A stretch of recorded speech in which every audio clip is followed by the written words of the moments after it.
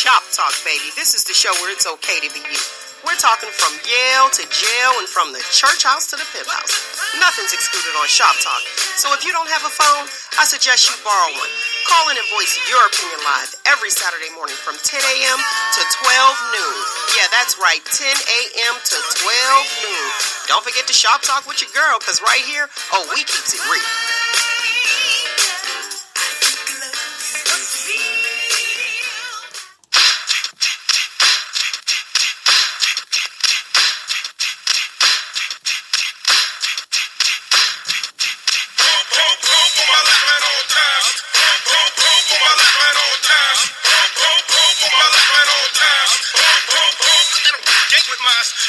I was raised in the hood, called what the dead, but the brothers in the hood be shiftless. So I rest these pits on my ligaments, pump on my lap, risking it, though, life giving, never giving it back, too late for slipping, so slack.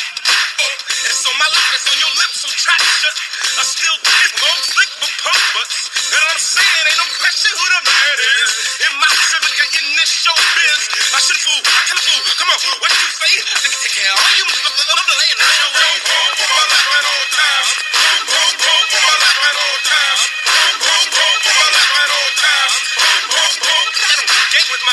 Rhyming is a cinch. Some looks good, I'm rich, but that don't mean you can gank me, cause all my people is pimps. Players, hustlers, killers, all with full of filter. I hang with my dogs, man.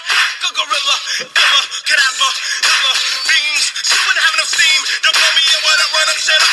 A chick get the book, shots, your daughter get the love. A lot after your Audi at the cemetery. Man, she loves me, and I sing them solitary. We just to the party, and if you didn't know, should have asked somebody.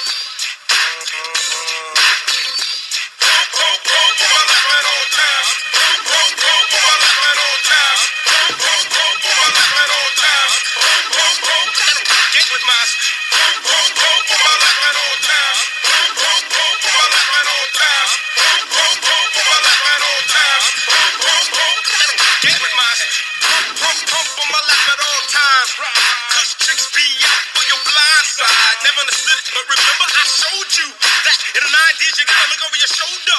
Strap, well, that ain't nothing but you just looking high. And a cop ain't good for this, but just passing you by. If they're in trouble on the double, best to call your pals. And if you got them box, I got million sounds around me.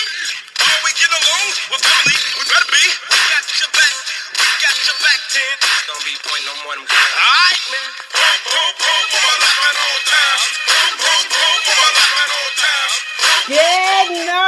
Good morning, lovely people. Hey! Good morning. Welcome to 2020. Happy New Year. Hey, listen, we got so much to talk about. I haven't seen you guys in a week. Since a year ago. Since last year. What'd you do? I had a little gathering at the house. Didn't do much, you know. Then went out for a little breakfast at another gathering. What? Yeah, like there's a family. Oh, it's an after party. Yeah, after party to the after party. There's a family member I have that annually she has a breakfast. After they get out from church and stuff, and so she'll have a breakfast. I think I know that relative. Yeah. I wasn't invited. What? Is it an invitation? I don't know. I think I never actually had a formal invite. You know, nothing like I look at you like, you know what I mean? Wait, I think I know that relative. No postman came up with a card or nothing. I just kind of, heard about it. It's like, breakfast? Okay, cool. Oh, Rosie! About 3 o'clock. Look at me like, is it Rosie? Yeah. 4 o'clock in the morning, I'm in there nodding off in my seat. Like, they're like, it's time to go. I'm like, they tell you had to go like you was at the bar? Sir, we're closing. It was a long day for me, especially, I had an open house. So the whole theme of my thing was, just come through. If you don't want to stay the whole time, that's cool. But just come through. Have a little we just have a little sit down talk or whatever, a little drink, little food or whatever. Actually, we did heavy appetizers. Heavy appetizers. Yeah. So wait a minute. So you had a New Year's open house? Yes. Now you didn't say it was an open house. I did say it. It's in my text. I didn't see it. It's in my text. Listen. Now I gotta go. Said text. Find a fruit. Said text. Said text. Hey, we would like to extend an invitation to you to hang out with us tomorrow. We have a heavy appetizers, and we are having an open house of sorts starting at 5 p.m. to midnight. BYOB, tell. Yeah, see, my you was in the tell Pat. Tell the studio audience. Tell Nikki. Tell Kim. Yes. Thanks for telling me now. Thanks. Yeah, it's nice to hear about it. Well, I know, because I got all the way up to starting from 5. I didn't even get the whole 2. And then I had, in a separate text message, I had to get my address because I forgot to do that. But the thing was like, it was just like it wasn't like you didn't, like, if you just wanted to come through and say hello, you could come in, grab something, leave, you know. But we had a very... That's kind of cool, a New Year's open house. It was, I thought so. Okay, yes, he extended the invitation. Look, everybody looking at me. I started with her. You stopped with her. Clearly, because she said it was like 5-2, and that was it. So I did start. No, the 2 didn't even complete. It was just of the 2. I was like, oops. So, yeah, he had invited y'all over for New Year's Eve. Everybody in here. I messed up. No, I was in DC. Because it just what it told me was that people you value, you should make sure that you have their contact information so you can contact them directly. But it also told me this though, like, if you've been a long listener of the show, then you know I do pop-up stuff. So it really wasn't a lot of planning that went into it. Like, right. Well, like a 4-day, schedule. I don't think it was a 4-day invitation. No, I think it was I think I got a 1-day invitation. No, I don't know anything about it. So you don't know about the wedding. You were at the wedding. Yeah, the wedding. Yeah. You were at the wedding because it was like, hey, if you're not doing nothing Sunday, it was Thursday. Yeah. Stop by. Stop by. And then had the name of the church. Yeah. I said, oh, okay, he getting married. Look, when you value somebody, you got to stop, drop, whatever you doing. Oh, this is a marriage. I got to go. So I went.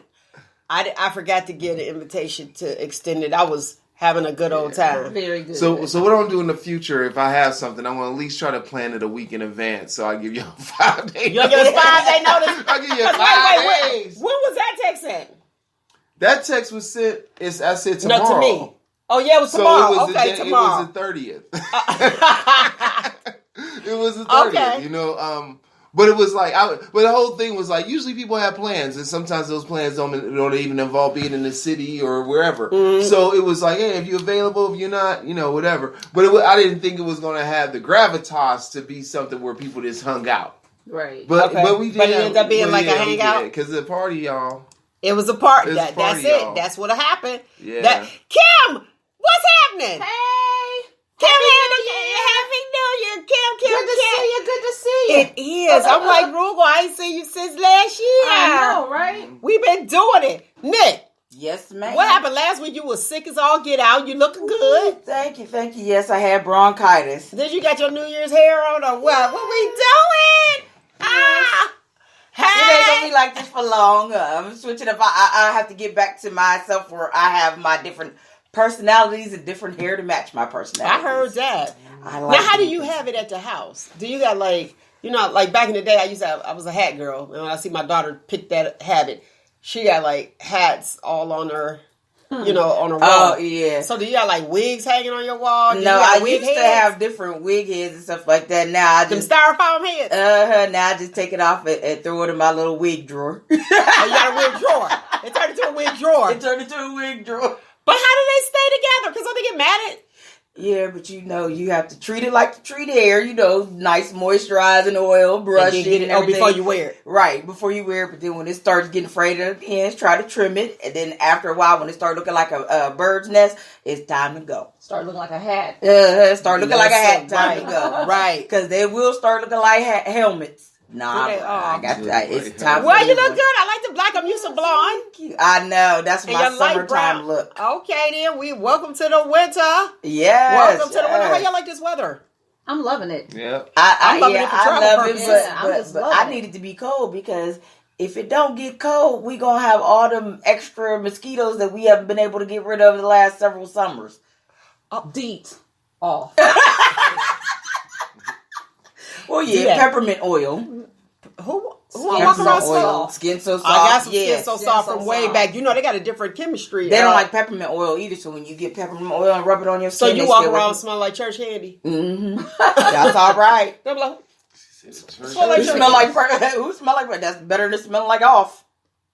Is it? You know off though. I'm like, is it? You be like, oh, that's off. Okay, you know, it's a familiar smell. You be like, oh, okay, they must get mosquitoes over here. Skin So Soft was it. Yeah. Have you got the new Skin So Soft? No, is it better than the old one? They didn't mess it up, did they? Yeah, they did. So now the mosquitoes come to the new one. I don't know if the mosquitoes come to the new one because I'm so throwback. I still got some off from way back. Yeah. Look, you buy it in stock. I bought it in bulk. It seemed like but they have the new one and it doesn't smell the same. So maybe the smell is different. Mm-hmm. Like Nick was saying, like the smell. Oh, okay. But I don't trust it. Look, I'm like, I don't trust it. I'm like, if it ain't the same, then yeah. But I don't even know, like the new bug sprayer off. I don't think it has the same potency as it's potency. That's because they'll still come and buzz in your ear. They ain't supposed to come nowhere near you. Look at her, it ain't working. I done had bracelets, the bracelets to put on and everything. Bracelets? Yeah, they got little bracelets you can put on like the flea collar on the dog. Yeah, put them on the thing, or they had the little coily one. That mess don't work. They be like, oh, okay, we can't get this area, but come on, let's get up here and zip. Ain't nobody getting no bracelets now. Yeah. Y'all doing too much, but I guess they trying to come on up with the times. Mm-hmm. Do you believe in the New Year's meal? Sauerkraut and ribs? Sauerkraut, ribs, kibasi. Greens, the pork for kibasi. Yeah. Well, that's the rib part. Black eyed peas. I haven't had it in a long time, but my grandmother used to make it all the time. Mm-hmm. Did it work for you? It cured my hunger. That's about it. You was full, okay. That's about it. I didn't see no change. Just like they said, don't bring dirty clothes into the new year. A man has to walk in your house. Yeah. Put a lucky penny on your windowsill. I don't believe in all that crap. I don't know that one about the penny. Yeah, me either. Yeah. Oh yeah, my grandfather was good for that. You had to have a man. He was always the first man to walk in the door at our house right at midnight. He make sure my mom had pennies with the facing up. That was supposed to be prosperity. In the windows, to bring prosperity to the house. Did it work? Okay. If you can see my face now, anyway. Well, people might be like, it might have been a lot worse. right, like good times. Yeah, like you ain't do that. What do you think would happen? Right. No. I'm like, what? Good times. It always go off on that. It was worth the try. Put it that way. Worth the try. Keep on going. I don't believe none of that mess. All right, New Year's resolution. Did you have one? You know what? Kind of, sort of. And Did you hear my words? I said, did you have one? Yeah. And that's why I was like, kind of, sort of. Like it's like I had one. I said I'm gonna start doing a diary, or a journal or whatever. Since I'm a grown man, you gonna start journaling now that you're a grown man? Yeah. Instead of just saying what you feel. Yeah. Well. and then I was thinking about that, and then I was thinking about like healthy lifestyle, and then I was like, with that, like, because everybody throws around the term diet. And so the research that I've done, people are like, yeah, that doesn't really work. What you need to do is lifestyle change that has a balance that works well for you. Now, since November, and this is a true story.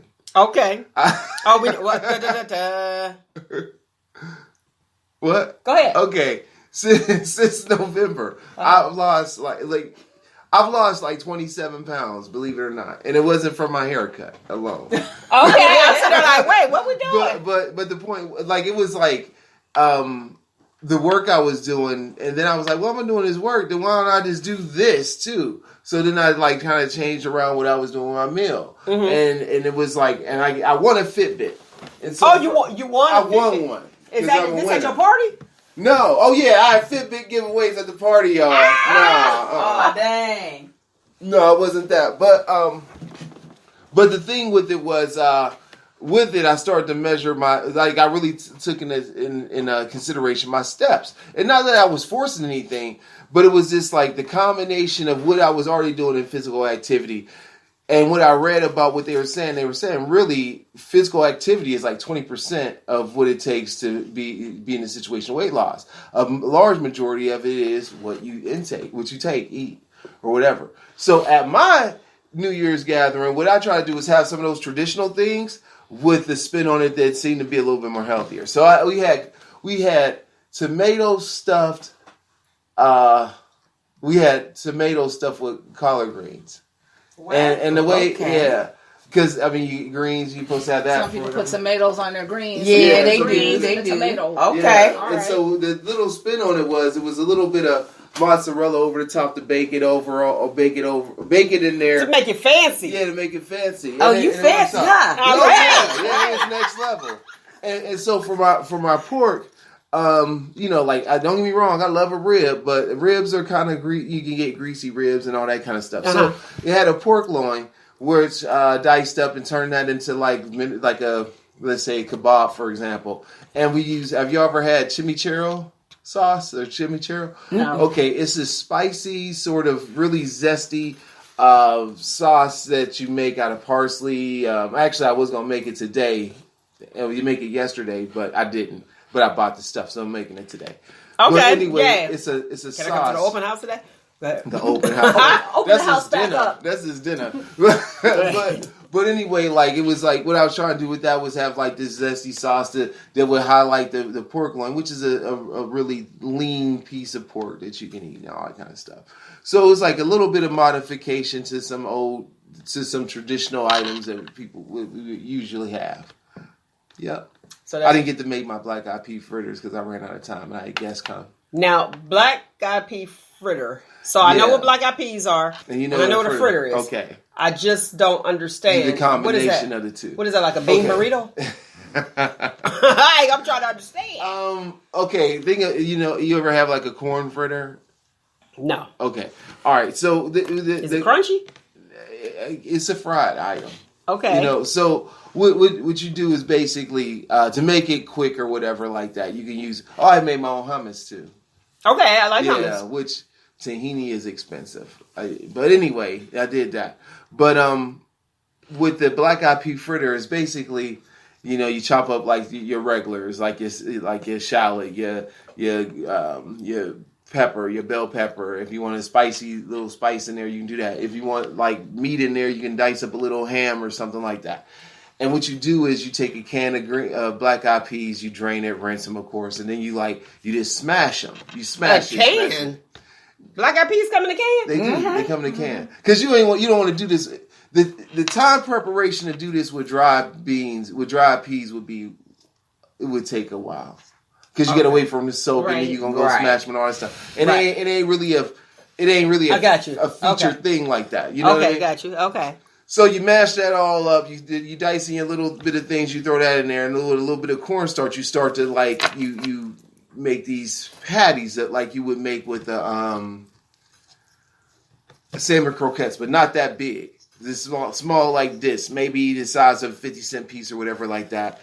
Deep fry those, and then you come up with since those are going to be more savory, maybe a little bit of spice, you want to come with something like a dipping sauce that will be that would have a good contrast with that. So my dipping sauce that I was making this year was going to be a blueberry sauce to go with it. Blueberry with black eyed peas? I'm telling you.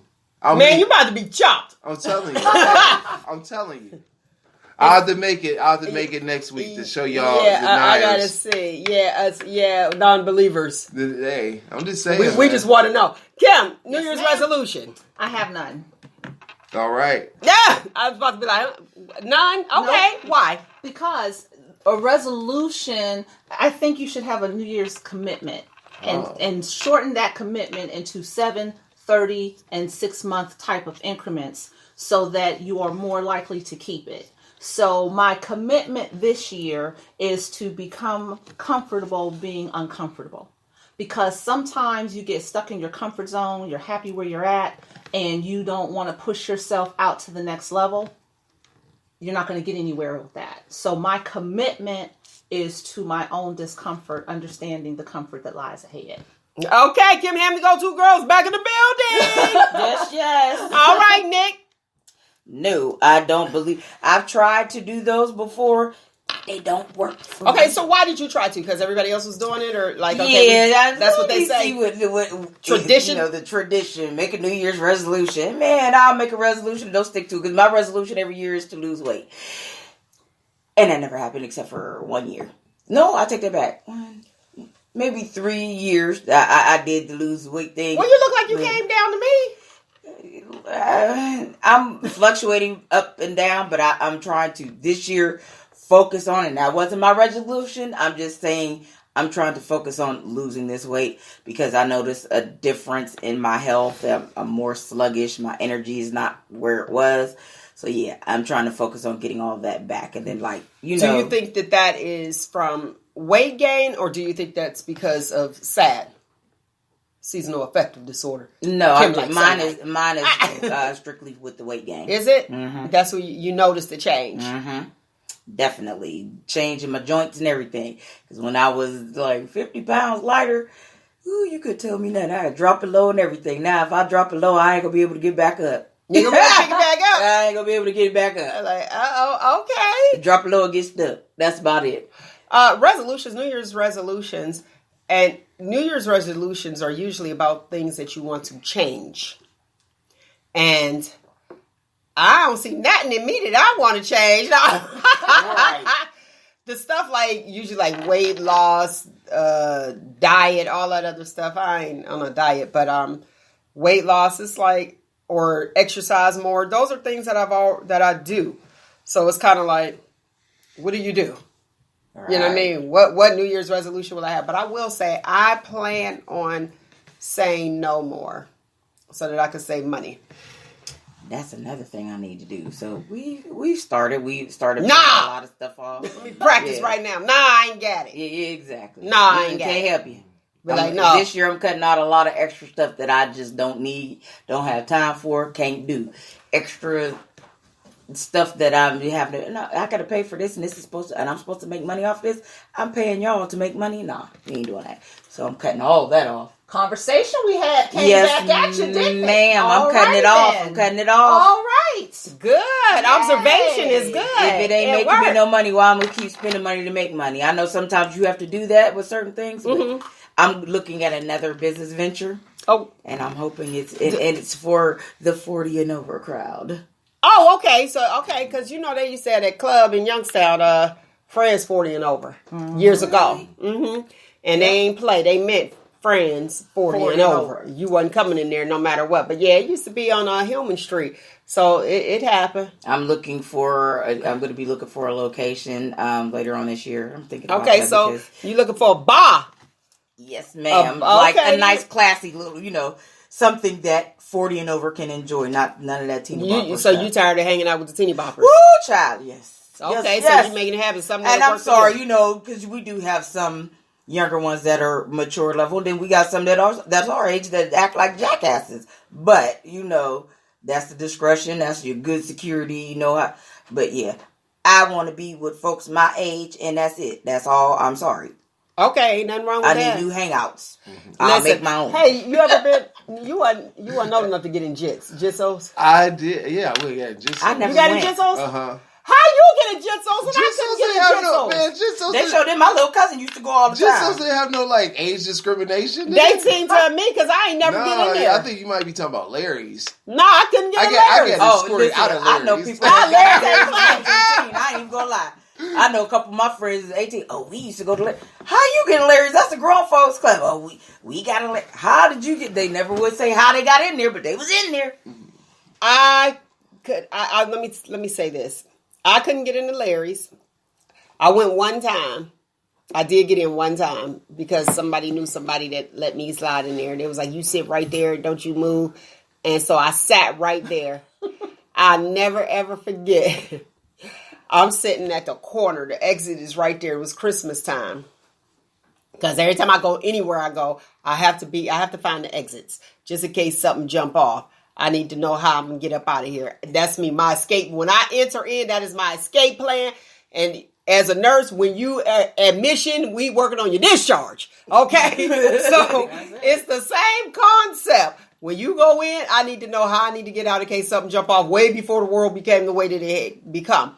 Anyway, I'm sitting over there. I'm minding my own business. My boy Keith, shout out to Keith, and you already remember this. I know you're going to know it because I never forget it. He's sitting next to me. He buys a drink. I'm drinking my regular cranberry and Sprite. Okay.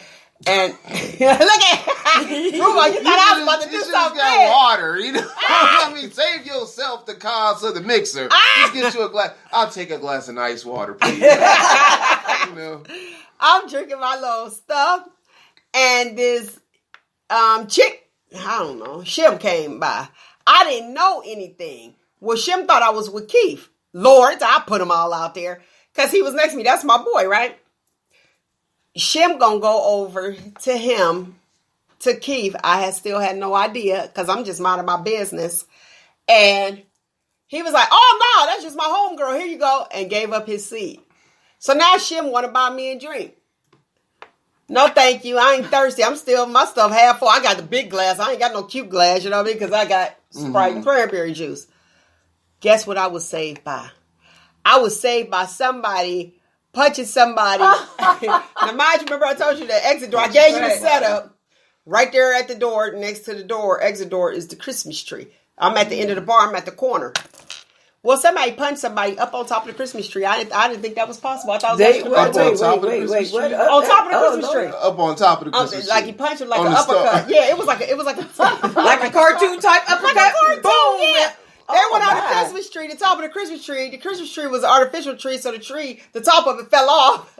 I was like, uh-oh. Now, remember, my exit plan is right there. Right. And now I can't go because everybody that gravitated over to the Christmas tree to break up this fight by the exit door. Oh, my. I ain't supposed to move. Guess who moved? Deuces. That was my first and last time. I went all the way out. Listen, I had to go all the way around the bar, out the 2-3 extra doorways, and then, you know, the fake stairs. I thought it was an exit somewhere. That wasn't. You go over that way, it's like a bathroom or something. I was like, what? I was like, I need to get up out of here. Trapped. So, trapped in the closet. Like R. Kelly. That's what I tried to be with Shim over there. I was like, uh-oh, hope they ain't follow me. I was out. I was the scariest time of my life, and that was a long time ago, and I ain't never been back. So there's my Larry story. So I guess what? I shouldn't have been in there. That was the moral of the story. I shouldn't have been in there. Jizzos couldn't be in. But let's say this, though. Age eligible by household standards to be able to have an alcoholic beverage. Just not old enough to be in that spot. Isn't that something? Yeah. I just wanted to make that clear to the lives, to the people out there in the world. Why are you giving these kids, you just giving them the okay to go ahead and get them something to drink? No, I'm just saying, like, we talking about a place we got kicked, we weren't really supposed to be in, not because we weren't age eligible, but because we weren't age eligible. They had a standard. You talking about their standards, okay. Yeah. So I don't want people to think we as a whole bunch of, like, derelict teenagers. But I know a bunch of derelict teenagers that be getting in clubs, though. But that may be true, though. But we want to make sure that people know our story, you know. Thanks. Because I was 24 all testimony. And got escorted out. Out of Larry's because you was 24? Yeah, he's cut my hair. He's like, how old is you now? It's like, you said about. You know, it's like, oh, okay, all right, come with me. About 24. I'm 24 and a half. I go to my barber's bar, though. But that amazes me because I had friends that was 20, 21, and some of them 18. You saw girls? We was always in Larry's, and I'd be like, listen, I ain't about to. That's the difference. Sometimes they'll let people that are age eligible who aren't age eligible for their establishment in if they may be female versus male. Okay, you want to know when the first time I hung out in any Youngstown bar? Oh, let's say now. 6 years ago. Or no, I'll take it back 7 years ago. That's when I started hanging out in Youngstown bars. That's when I started out hanging out. Because I was always, everybody used to have so many bad stories. So I stayed on that side of the state line. Hold on. I stayed on that side of the state line. I spent a couple evenings on Romer. All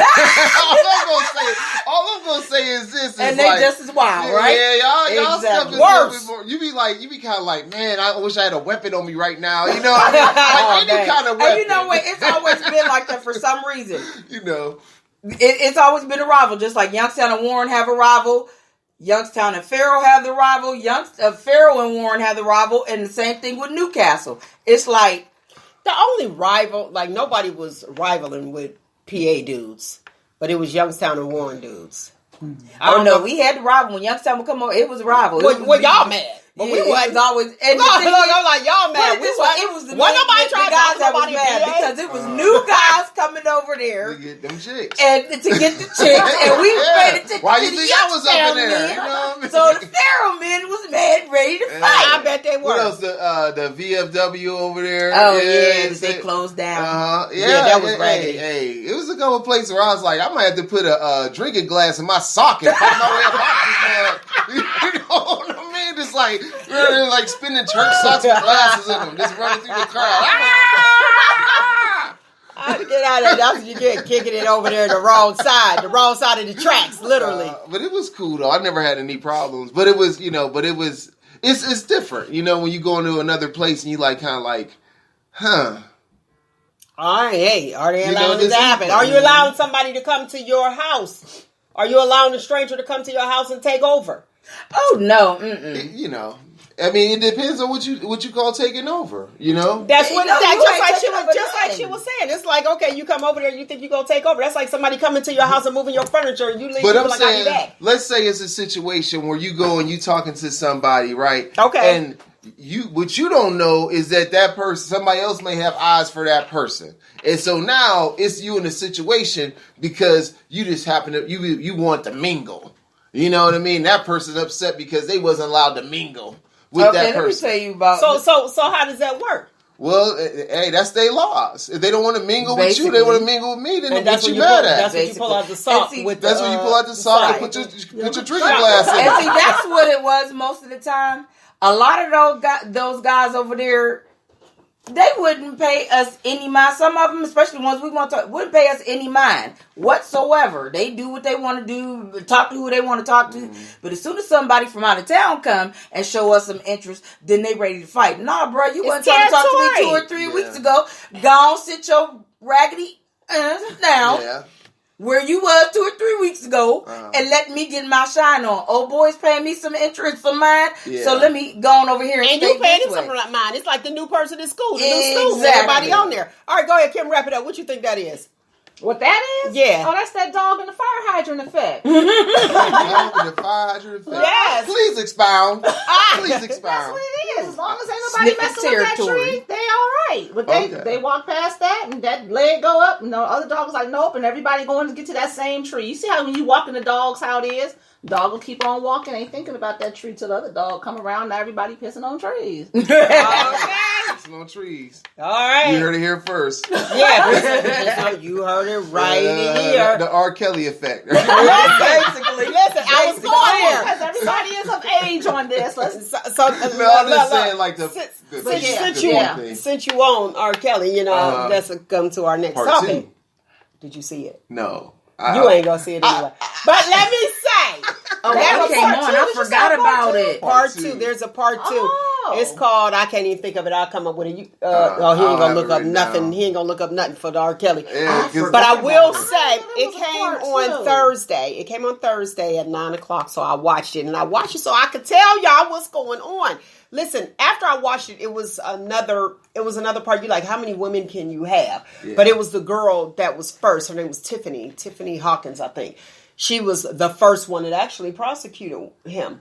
And what ended up happening on part 2? See, part 1, I was like, the R, okay. But part 2, first of all, let me say Andrea, whatever her name, the wife, she was upset, allegedly, that there is a part 2 and nobody contacted her. Excuse me, ma'am, they don't need to contact you because you ain't even involved. But the part 2 got me. Okay. Part 2 got me.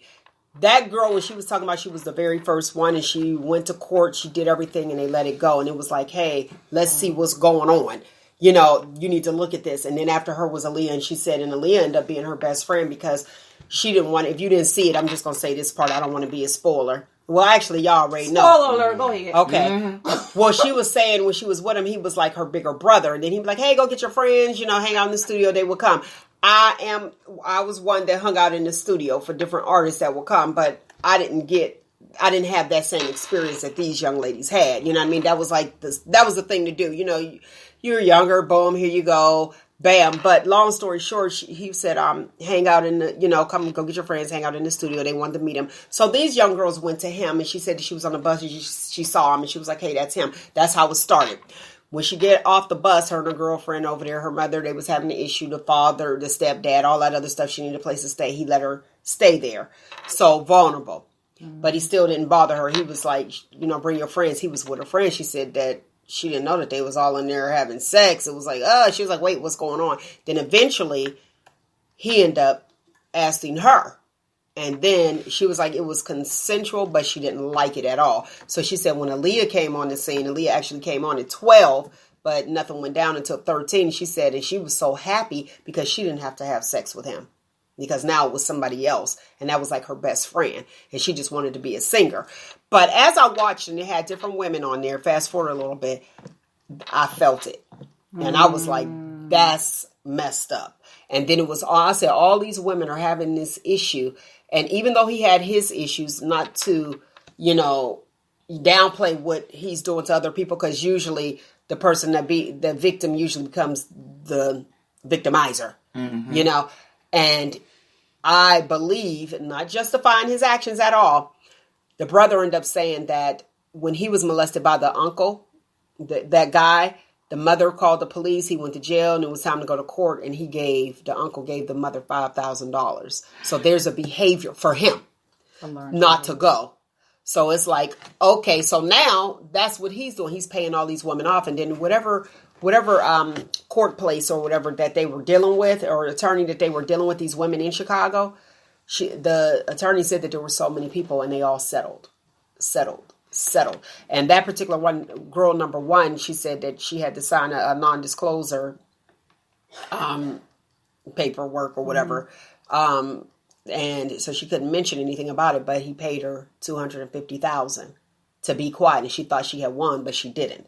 So that's somebody that came out on the second one. So you have people that are now older adults that are coming forward. And I'm like, oh, well, they actually said, hey, this is what's going on. This needs to be done. And they were trying to do this a long time ago. And she said for some unknown reason, even though she was there the whole time, she said she kept wanting the person that saved her at the beginning. Mm-hmm. And she said she even called them after. She said, I even called them. I talked to them for like 5 minutes. And if you want to look at it, it's on Lifetime, so y'all can see it. And she said she called him back. And then he said, I don't think that we need to talk anymore. She said she's never talked to him again. But you remember on the first one, that older lady said that the way he treated her, she couldn't eat and all that other stuff. And she said that she called him back from the airport. She said if he would have called me, she was waiting on him to call her. If he would have called her, she would have went back. So he had her mentally. And this young girl, she was like, I'm 15, underage girl. She came forward. And they kept paying. And it was so many women that, little girls' parents that he was paying. All was well. And then like the videotape, I did see the video. I don't want to incriminate myself. I was like, I don't get that up out of here because I ain't about to get me for child pornography. Mm-hmm. That particular video, he wanted his brother. His brother came out. He said it was me. He was like, and then he came to him and he wanted him to say it was him. He said, I'm about to say that where I could do some jail time. And he wanted him to get in the pool. He said, because he thought he had a wire. He said, I ain't got no wire. Let's just keep it real. He's like, but I'm not about to say that I did this and I didn't. Because he knew it was him. Right. So this second one, if you feel like you want to watch the second one, if you were on the fence and you was like, it's not right. So we know he has a problem. We do know he has a problem. And that's, again, and I said even before, separating the art from the artist. If he has a problem, it's like, do he really have a problem? You know what I mean? Yes, he does have a problem. And he said that he wouldn't be able to, stand. And his brother said that he wouldn't be able to live in prison. But hey, I'm sorry. Right. I'm sorry that happened.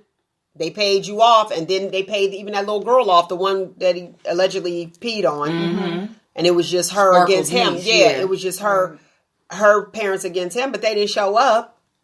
The girl didn't show up because he paid her off. But like I said, the Pied Piper, you guys got to listen to what people are saying.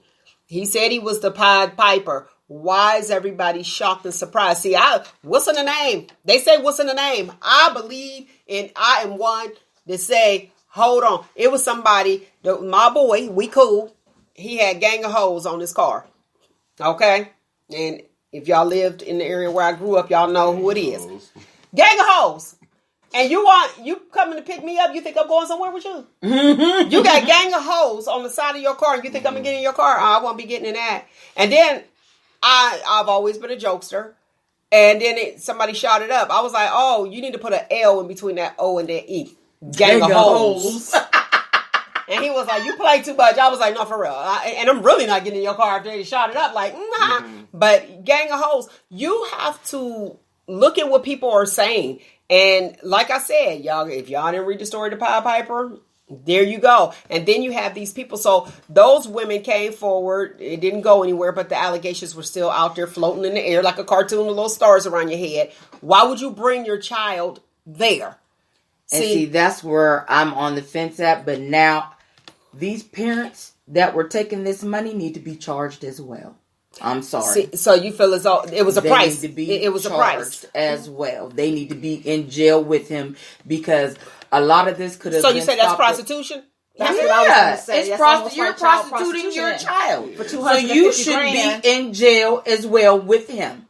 Period. That's just it. That makes some sense. Because you are a parent. Your responsibility is to protect your child at all costs, and you did not. You sold them off like a regular old pimp in the street. You need to serve jail time as well. Because had those parents that were taking the money just said no, and they pushed forward to get this man prosecuted, we wouldn't have all these other young girls in behind that's going through the same mess now. That's what the first one said. She said she felt like if she didn't get that payment, that maybe she could have saved and helped other people. She had witnesses, and they took the payment of $250,000. Her witness, Aaliyah, was one of her witnesses. Now, what's your thoughts on that? I have a question to put out there. Okay, so in order for people to understand my question, we have R. Kelly the person and R. Kelly the brand. Okay. You've seen this. Do you think that if he wasn't R. Kelly, he'd still be doing these things? Because he wouldn't have the resources to pay off. You understand what I'm saying? So if he was just a regular Robert Kelly, do you think he would still be functioning at this magnitude? I'm asking that because we're saying he had a problem. Did he have a problem, or was he just arrogant with a problem?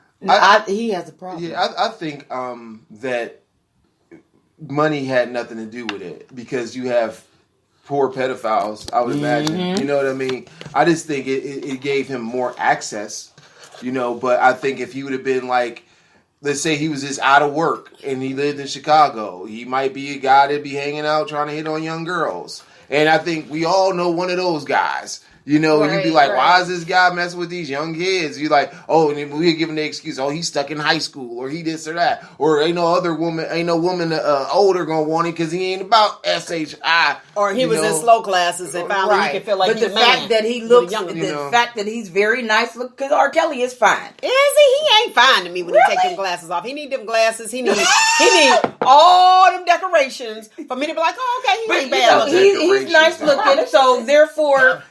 That's what a lot of girls go, oh, he look good, he like me, and so no, I don't think it's the brand, I think it's the person, regardless of his money or not. So the person has a history though of having been abused himself. How far back do we go into the circumstances to determine what to do with him now? I think the circumstances on what you do now is how it comes out. If it comes out where he's like, hey, I believe that what I'm doing is morally wrong and I need help to fix this situation on his own, then it's something that where people can say, okay, we can have remorse for that person who feels like they have an issue that they are actually actively seeking help for.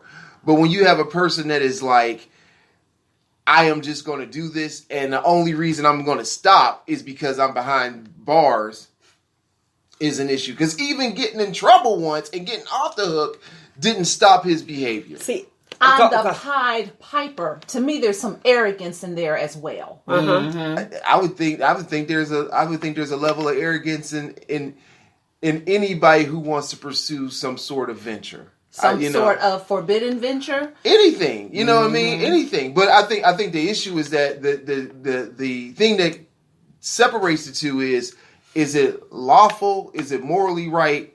And is it right for others for me to pursue what I'm doing? So now, I will say this. when you said morally right, or is he breaking the law? Because with that particular young lady, they didn't find him guilty, but she sued him civilly, and that's how she got the $250,000. Why didn't they find him guilty? They didn't have enough evidence. 15. Yeah, they should have. They could have been what state she was in. It could have been a lot of different things. They were in Chicago, and here again, I'm with Kim with that, because it's like, you're in Chicago. We have a celebrity in Chicago. He's making it big, putting Chicago on the map. So maybe that's what's covering it up. The Pied Piper. Let's talk about the people, kleptomaniacs. Which one of them country singers? Is it the Judd sisters or somebody? One of them? It was. It wasn't. I don't think she was. It was you. Ashley. It was Winona Ryder. There you go, Winona. I knew it was one of them country people. But she's an actress, though. Okay, actress. I knew somebody. She's Southern. Yeah. Mm-hmm. Anyway, but the other. But you have a klepto, and she doesn't have to steal. Nah, she had more money. Right, but she did it, and she got a fix off of it. So here again, when you say, is there some type of arrogance? It's like, I beat you again. Almost like, I'm not a serial killer, but like a serial killer. You look at that, and it's like, and then when you read the history on them, because I do be reading, wonder like, where's their mindset at? Because I am interested in the mind. Right. It's like, what were you thinking? It's, I got away with it again. Mm-hmm. Yes, they do need help. Mm-hmm. And I will say one thing, and I'm going to say this. Unfortunately, they are trying to pass a law where they are saying that pedophilia is a disease.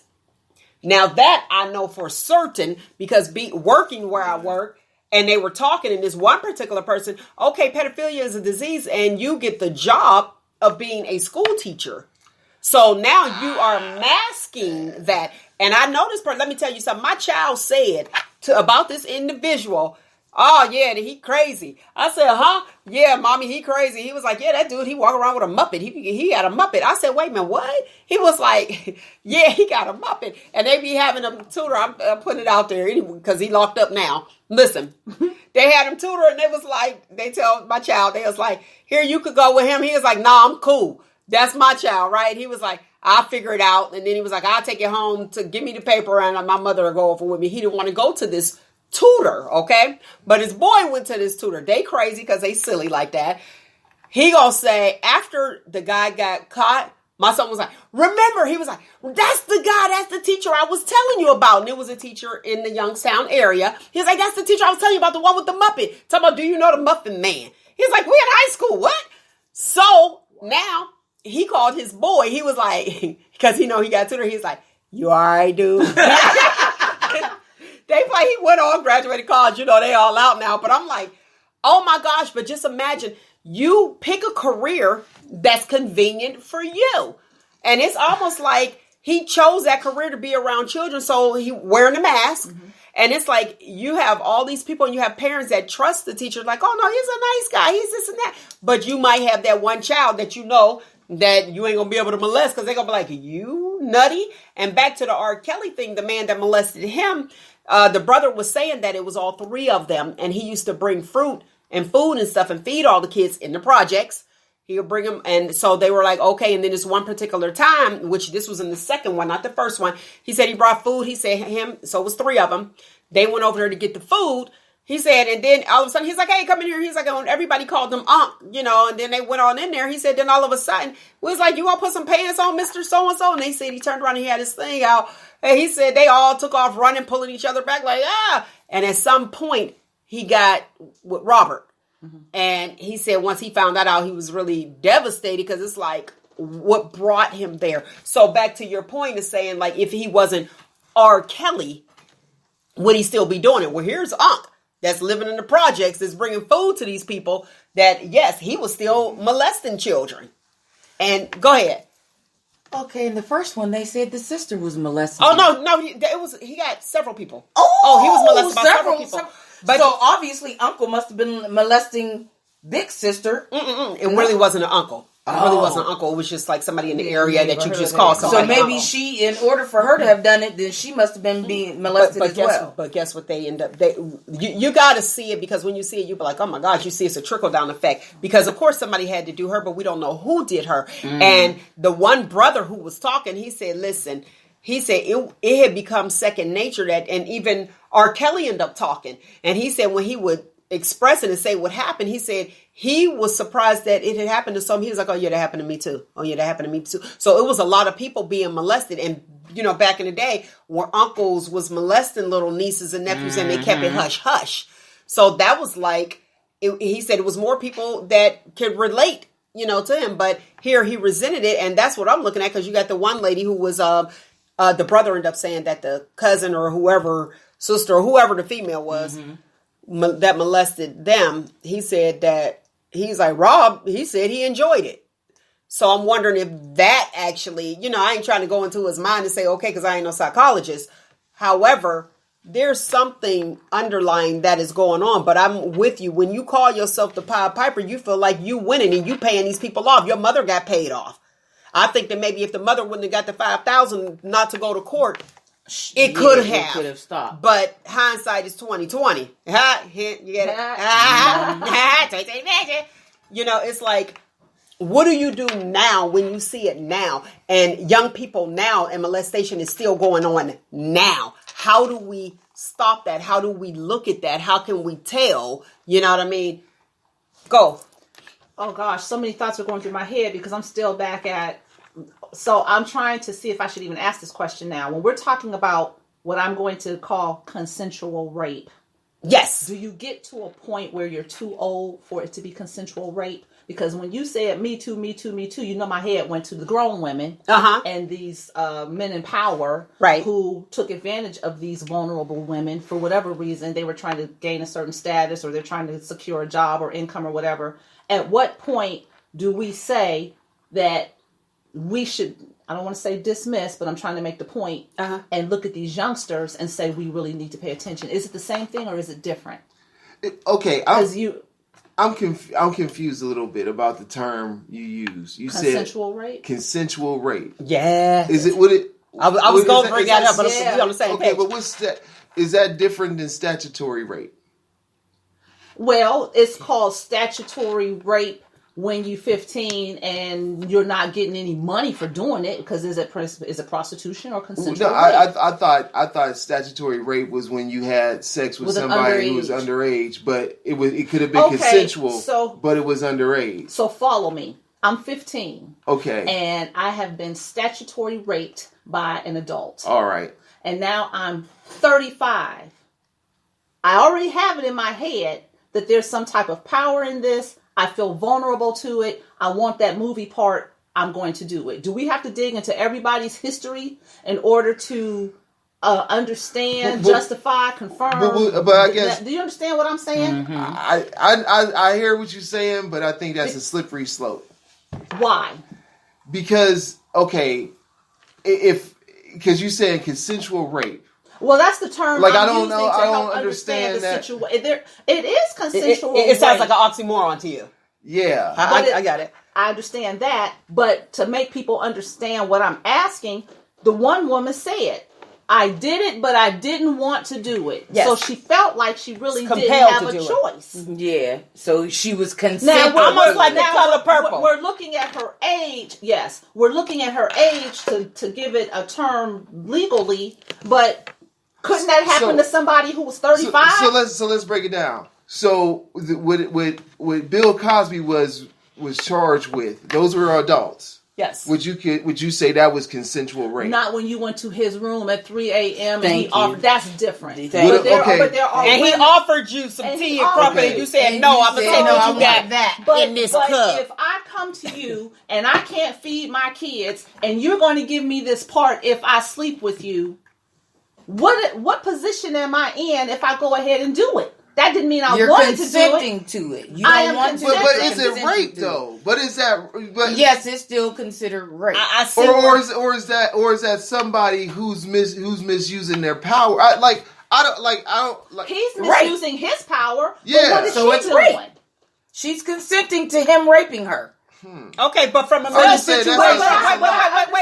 From a male's perspective, go ahead. Well, this is the thing. If you use your power to influence somebody to do something for you, and you're doing that sort of thing, that's a bad thing. You know what I mean? That's a bad thing. Mm-hmm. But like, I just kind of think like, because there were people who, let's say Harvey Weinstein, for example, and it's about getting parts and stuff like that. Right. There were people who said, well, I'll do without the part. And they feel like their careers were damaged by that. Right. And then there's people that said they would do it. And then there's people who we don't even know. Like the girl from SWV. Yeah. Then there's people that we don't even know who never even came out, who may have done those things or whatever like that. I just kind of like it. Like when I guess I'm really hung up on the term consensual rape. Yeah. And you, by rights you should be as a male. That's right. Because it's almost like, okay, you said like somebody be like, oh, okay, you Roogle, okay, with Shop Talk. I'm gonna come sleep with you, and then you be like, so I can get on the show. Okay, I want to ask this question in terms of that. Wait, let me finish. And then they decide 20 years later, well, I slept with him to be on the show. That's rape. You're like, wait a minute, because you said yes. With Titus Smiley, right? With 45 or 49, like, how does that make you feel? I mean, just go ahead and get married in 2 days. Get married in 2 days. but then that's what I was going to ask. What the issue is like this. The bottom line is, you want to fix this problem? There was a lady who told me this one time, and we were just having a conversation. It was a coworker, just a conversation. Don't forget your thought. She said, there's one rule that everybody should abide by at work. You don't eat where you SIT. Right. That's right. You know what I'm saying? Because because the thing is that the one common denominator we have with all of this stuff is that you have somebody taking some sort of sexual advantage over somebody because they have the perspective of power to influence careers. Okay, go ahead. Okay, I was going to ask, like, in terms of marriage, like in the old days where you have these older men marrying these, like you mentioned, the color purple, marrying somebody 14, 15 years old to have, and they're having sex with that. Would that still be considered consensual rape? I mean, because you have no other choice but to consent because you're married. But I'm just, I'm not putting it out there as a term. I was we coined it. Showtime coined it. Because I'm trying to make sure you're understanding my question, because this can go so many ways. If we talk about victimology, is R. Kelly really the perpetrator or is he the victim? Because you have to, how far back do you go? For everybody. And that's what I'm saying, because if you're an older man marrying a young 14, 15-year-old, that's pedophilia. In these days, that's what we're arguing. That's pedophilia. But then you're getting married to him. Hugh Hefner. Yes. Silence. But here's what I'm saying. With R. Kelly, the point that I caught from what you said was when it happened to him, his mother was paid off. At the moment that you have put a value on his self-worth, he has now learned to put a value on somebody else's. Children can be sold. Hence, this is Pied Piper. That's actually a terminology. It's actually, yeah. Okay. Go to girl. It was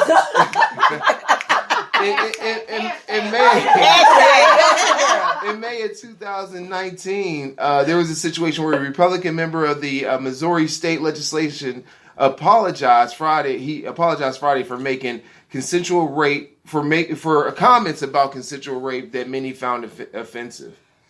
So yeah, you would be the many. I mean, no, I'm just... You're offended by it. Hold on. Well, I mean, consensual rape. What we gonna do? I like it, though, because it sounds like an this is what he said. Most of them were date raped or consensually raped, which were all terrible. Okay, all right. So I think we just need to find a definition for what that is. Well, we know what consensual means. Because I know we know what date rape is. Well, we know what consensual. Consensual means we both agree. Rape means we don't. That's why I said it's an oxymoron. And that's probably why people had issues. But the way that she explained it, there's some validity to that. And let me make this statement, though. His comments were related to an issue with the bill on abortion. Okay, so that was his. But the term consensual rape, there's some validity to it. I mean, because it's like either it is or either it isn't. Y'all know this story. This is a guy who said the thing about legitimate rape. Y'all heard that before. Yeah, that was a pain. Yeah, there's no he was saying rape. Legitimate rape or whatever. So from a male's perspective, how do you know? Like she says yes, and then she be like, I really meant yes, but I said no. You say no, like you got a boner, you sitting there, you like, boom, it's about to go down, bam, bam, bam, and then she decide, butt naked, boom, and she says no, you be like, okay, I gotta go home. I feel bad for guys. Yes, yes. Come over to the crib 3:00 in the morning, like the whole Mike Tyson thing. Remember that? And then all of a sudden, boom, and then do it, and then be like, okay, I was raped because I changed my mind in the middle. I'm from the school of thought. Let her make all the moves, and then you know for sure. But I am reading here where it says there is no such thing as a consensual version of rape. It is an illegal act and is not consensual. But it's saying once you agree to it, it's consensual. But is it? Because if you have a gun to a loved one's head of mine, different, though. How? If I'm going to say, once I say yes to you, they're looking at intent. But but if I got a gun in your head, that's coercion, though. No, that's not what it is when you go to court. It's rape. And I said yes because I wanted to live. But if I have a gun, at the moment, but if I got a gun in your head and I'm telling you that you have to have sex with me, take away the gun. Then that's you are in the room with a woman who is less powerful than you. Yeah, and she knows that if you don't let her, you're going to hurt her. I'm not even arguing with that. Yes. I'm not even arguing with that. I guess, but my thing is like there's a part of that dynamic where you know if it's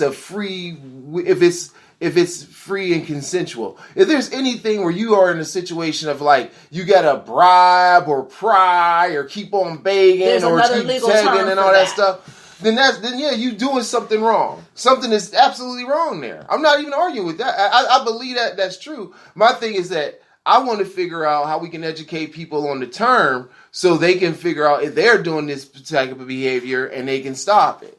Because if you are engaging in sexual activity because you feel vulnerable to the consequences if you don't, to me, that means that you are submitting to a power stronger than you in your mind, which is consensual rape.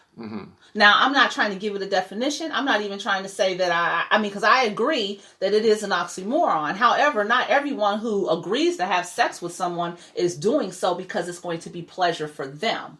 They are trying to avoid the consequence of not doing it. Yeah. Well, I'm just saying, let's just, it's whatever it is, whatever's happening here is horrible. Right. At the crux of this, I think our part on this is to educate on the terminology so that others know what this is, and so others can change their behavior to like, hey, if no means no, then stick with no. Understand what that no means, and that's how I'm from the school of thought. If she wants to have sex with you, she'll have sex with you. You know what I mean? Like she'll initiate the encounter. Don't allow the abuse of power. Yeah. Don't allow the abuse of power because you ultimately teach people how to treat you. But when we talk about abuse, there's physical abuse, there's sexual abuse, there's mental abuse. There's so many different types of abuses. Are there different types of rape? Yes. So yeah, I would definitely agree there are. So in saying this, and you make the perfect point, is then we need to educate people and empower them. If it is something that you are not going to feel comfortable with after you've done it, don't do it. Okay, like there's another article I just looked up, and it says, can a person be convicted of raping a person with whom he has had consensual sex with in the past? And the short answer to that is yes. Because just because of what was done in the past doesn't mean it's acceptable in the future. So yeah. So if you are feeling no in your heart and you are feeling no in your head, then say no out of your mouth. Well, I guess that's the same thing as can you be raped by your husband? Yes. Yeah. Yeah. Mm-hmm. Okay. All right. That's enough. Man, God bless those people who have been victimized, and we just hope that they have been given the strength to overcome any of these terrible things. And by no way are we trying to make light of anyone who has been in these situations. No, absolutely not. Shit got serious. No. Because we were trying to understand. Because while Mel is talking, all of these questions are going through my head. It's like it's a resolution. Yeah. We trying to see clear.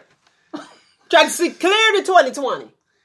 I think people just need to really work on their communication styles and learn how, like, first of all, if you know you're doing something that's just straight up wrong and you're using your influence to be able to get something from somebody that they wouldn't regularly give you, your ass is dead wrong.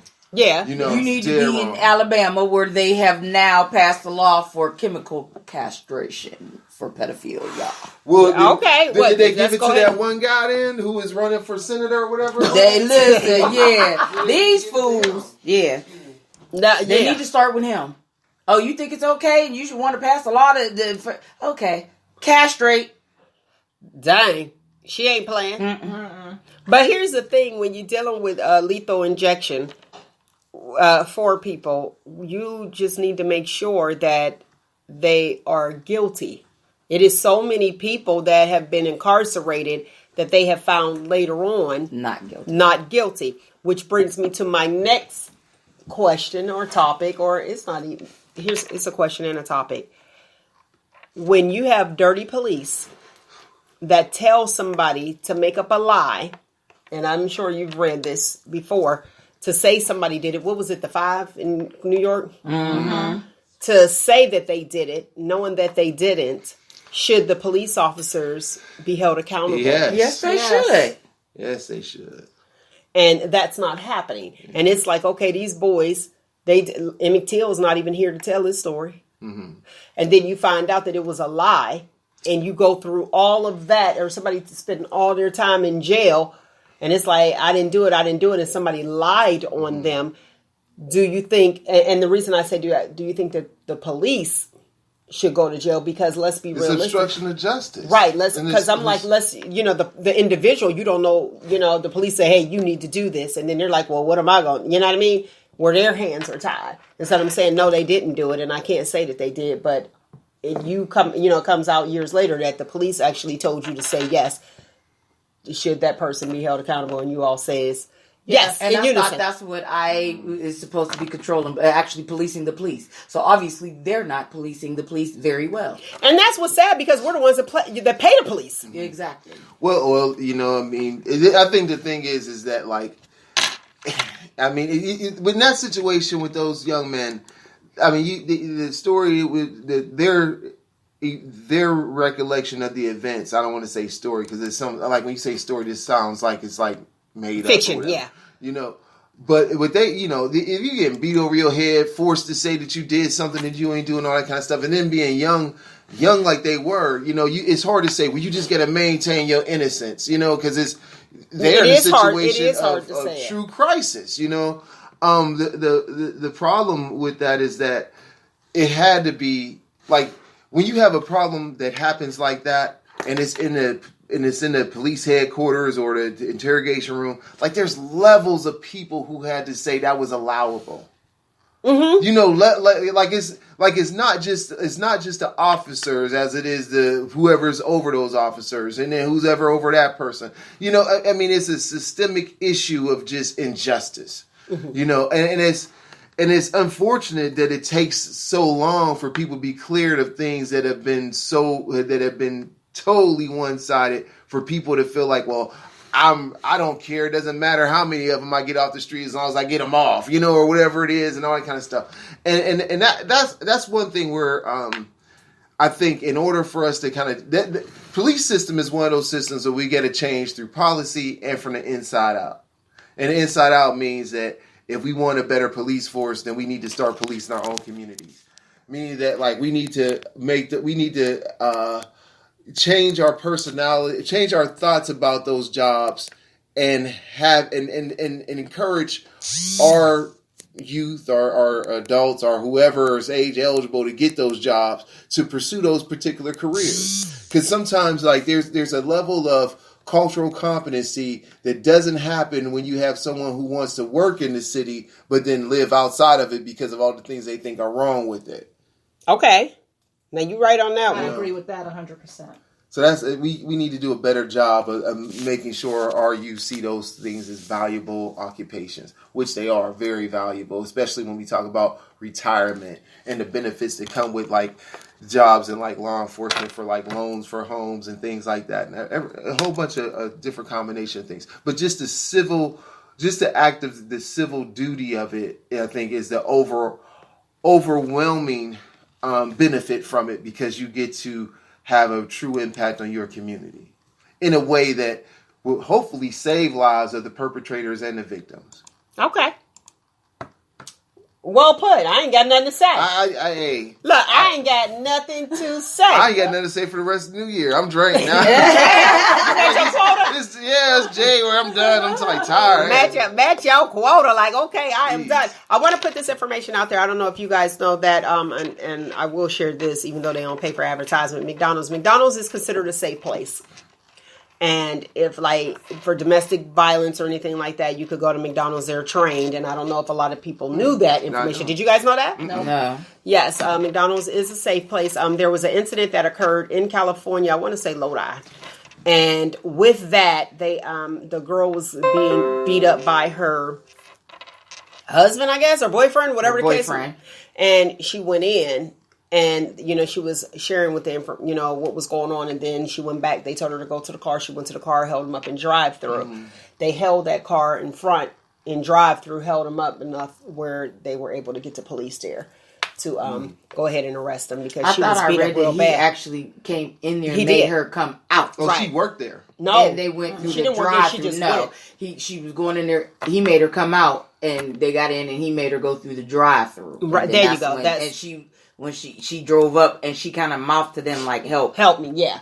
But I want okay, that was that situation. Yeah. Okay, all right. But just so that you know that McDonald's workers are trained, so kudos, because that actually it worked for them. And there's a lot of different restaurants, but I do know for sure that said that they're they help. Mm-hmm. But let's be realistic, it's a lot of civilians, us, that actually will help without harming ourselves. Mm-hmm. It's like, okay, you got to call the police. You don't sit there, because saying nothing is approval. Shout out to Bear. But it's like Bear's mom, actually. It's almost where you see something, say something. You know how they say, see something, say. Right. I ain't saying go get included in it, because even with the incident that happened here and in Ohio, where he beat her to death. The husband beat her to death. Yeah. And with that going on, it's almost like, what do you do? What do you say? Do you sit and watch? Because his brother tried to stop him, and he fought with his brother. So he knocked him clean out. Knocked him clean out. I was surprised when I heard that, because he's always been such a sweetheart. Always. But that's usually how it is with the perpetrator. End up being a sweetheart to the public. Right. And I know him personally, but I would have never thought in a million years that she was dealing with that. So you don't know what goes on behind closed doors. Erica Campbell said it best. Catch that YouTube Shop Talk with Mel. It's on there where she was saying we have to stop going into our homes and closing our doors and act as if it's not affecting us, because in actuality, when we open our door again, it does affect us. And it can be right next door. Next, it can be right on our doorstep. So what I'm saying is, if you see something, say something. I ain't saying go over there and like the brother did when he knocked him clean out. And it's like, okay, so nobody else is doing anything. Call the police. Don't sit there and watch that. Even though usually the victim, I've never been a victim, but talking to some victims. And when I was an image counselor for battered women at the Women's Y, it was the same story. What they had in common was, yes, they couldn't leave. They were victims. Yes, they loved the individual, but they couldn't leave, because why? As women, we have the tendency to feel as though that we can fix everything. Maternally. It's like, oh, okay, nurturers. It's like, oh, okay, just like the young girl said on that R. Kelly documentary, the second part. She sat there, she said she wanted the person that she met. And you got to deal with who you have.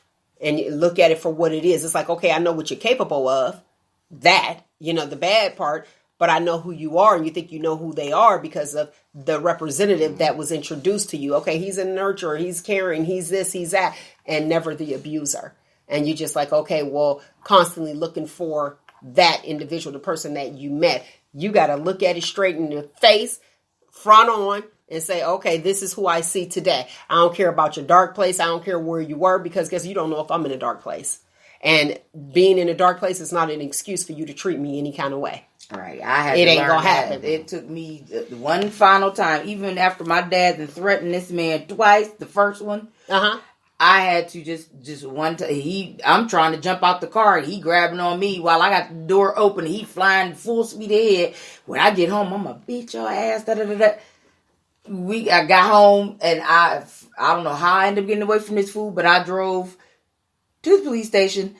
The police officer was leaving. I don't know if he was getting off or whatever. Instead of him taking the report or anything, you'll just have to leave your house instead of taking a report. I ended up having to go to the assistant DA and turn this police officer in. Good for and you. And he got in trouble. Good for you. It took that. It's time for me to go. So what we had to do was you leave, let him get his stuff. And something told me to go back to my house. And I had my mama with me. Of course, I went to my house. Some girl that was always frequenting my house when I was at work was there. Yeah, I jumped. So your fight was because of what he was doing? No, my fight was with him always putting his hands on me. It was either me or you, bruh. Okay, but one time I was about to blow his head off. So explain what I mean. Go ahead, by that. because I don't want to lose my other thought. But the one time, and this was like the month before I finally just said enough is enough. I drove to police. We were out of town. If it wasn't for the simple fact that the gun, my brother, they had taken the clip out of the gun and put it in the glove compartment, and they put the gun in the trunk. I was driving my brother's car. I had enough. Opened that glove compartment, hit the trunk button to go get the gun. They thought I saw the clip. Everybody was fighting with me with trying to get the gun because. Yeah, they thought I had the clip, and I was getting ready to blow that man away. When it gets to that point, you gotta go. But what was happening in your mind before it got to that point? Trying to fix the situation, trying to just stay in my marriage. And no, I know. Abuse is abuse no matter what, physical, because I was getting it physical, mental, and emotional, and that's why I became like, it's to the point now where I'm just like a firecracker. Anything jumps on, I'm ready to fight now. And I hate to be like that, but because of what I went through then, I refuse to let it go on now. Sometimes people, when I've coached men and women in this situation, sometimes at the basic core, it's hard to believe that other person could really be that way. And you are waiting for what you think that true self of them is to come and surface. And so you hold on waiting for your fantasy person. Because you can't believe within you, because that's not you, that somebody else could really be that way. And some people get to the place sooner than others to realize, look, this is what it is. And at some point it's going to be me or that person. So you love the person when...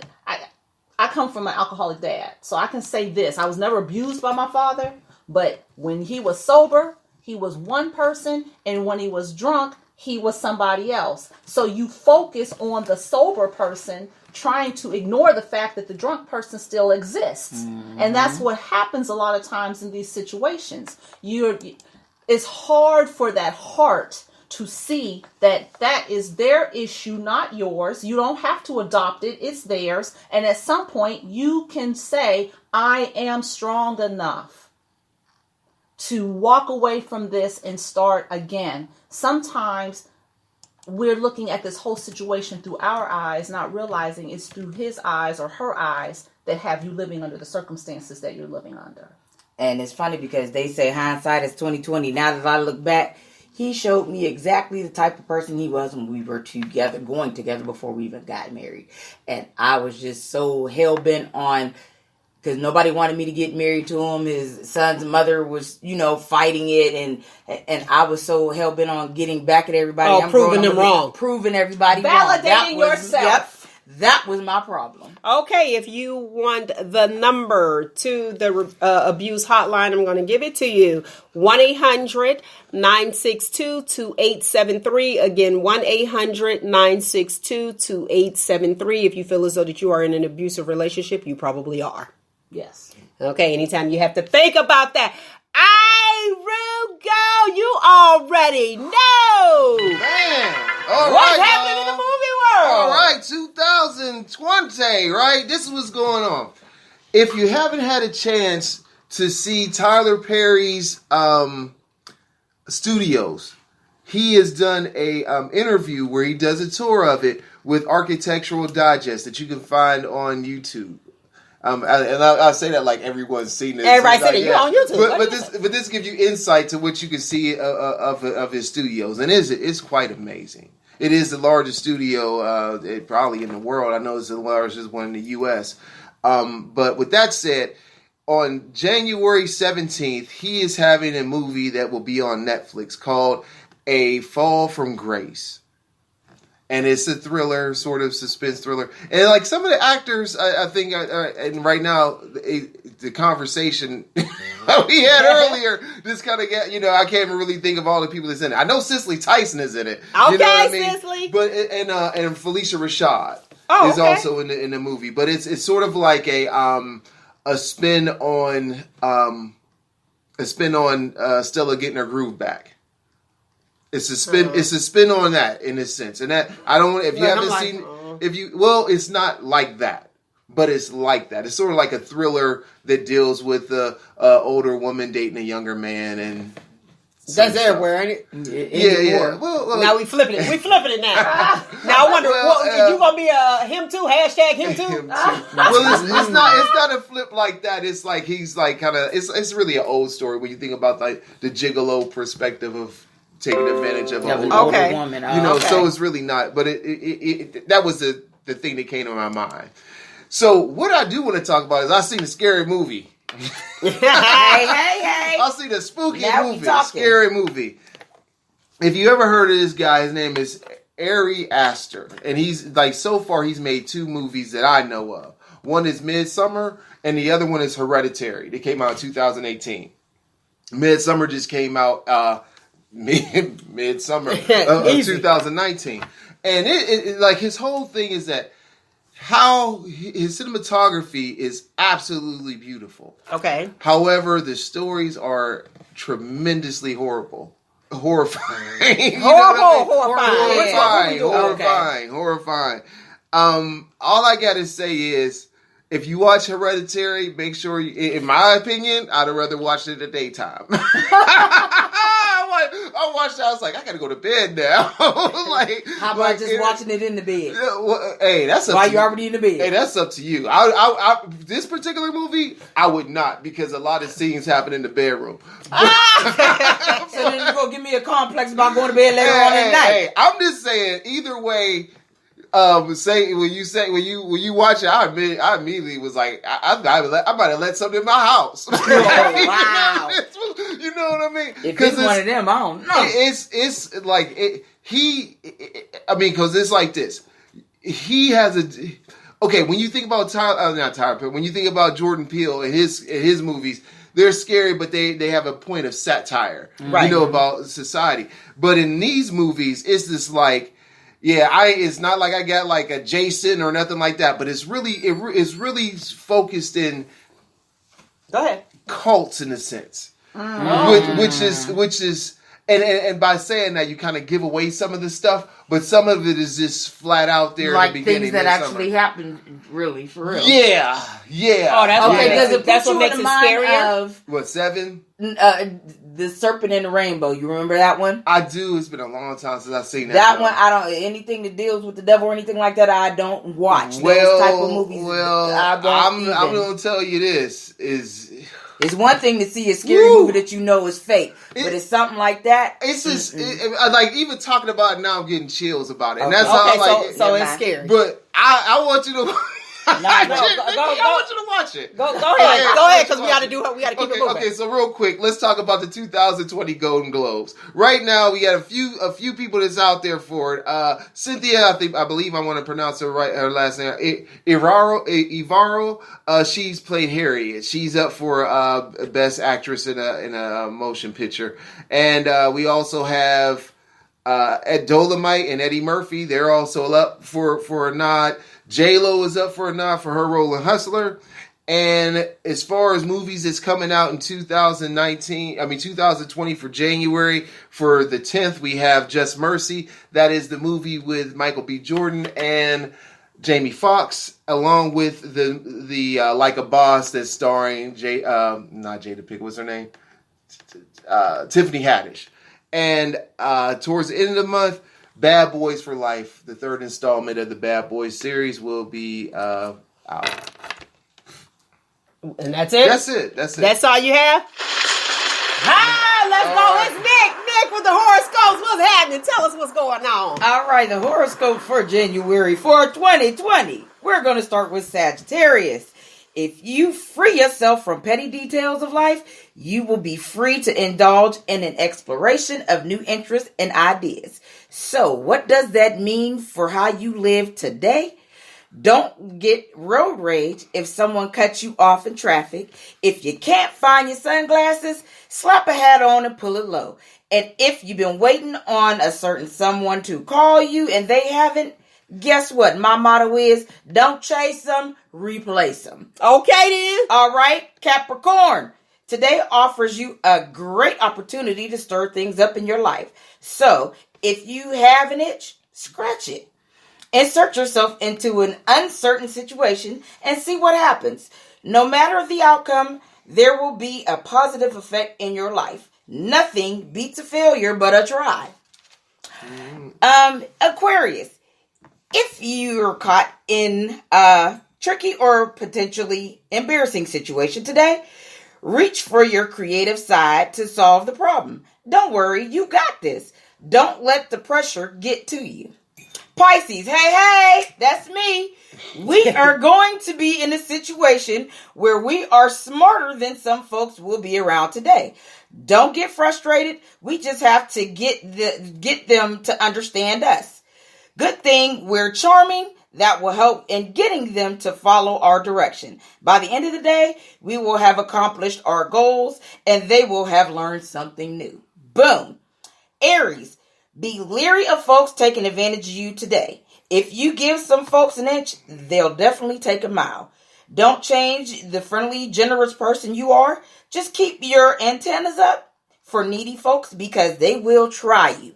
And when they do, remind them to back up and give you 50 feet. Taurus, shake things up, bull. Out of the box ideas will seriously inspire you today. While everyone seems to be retreating from their own corners or retreating to their own corners for a while, it will give you time to get things done.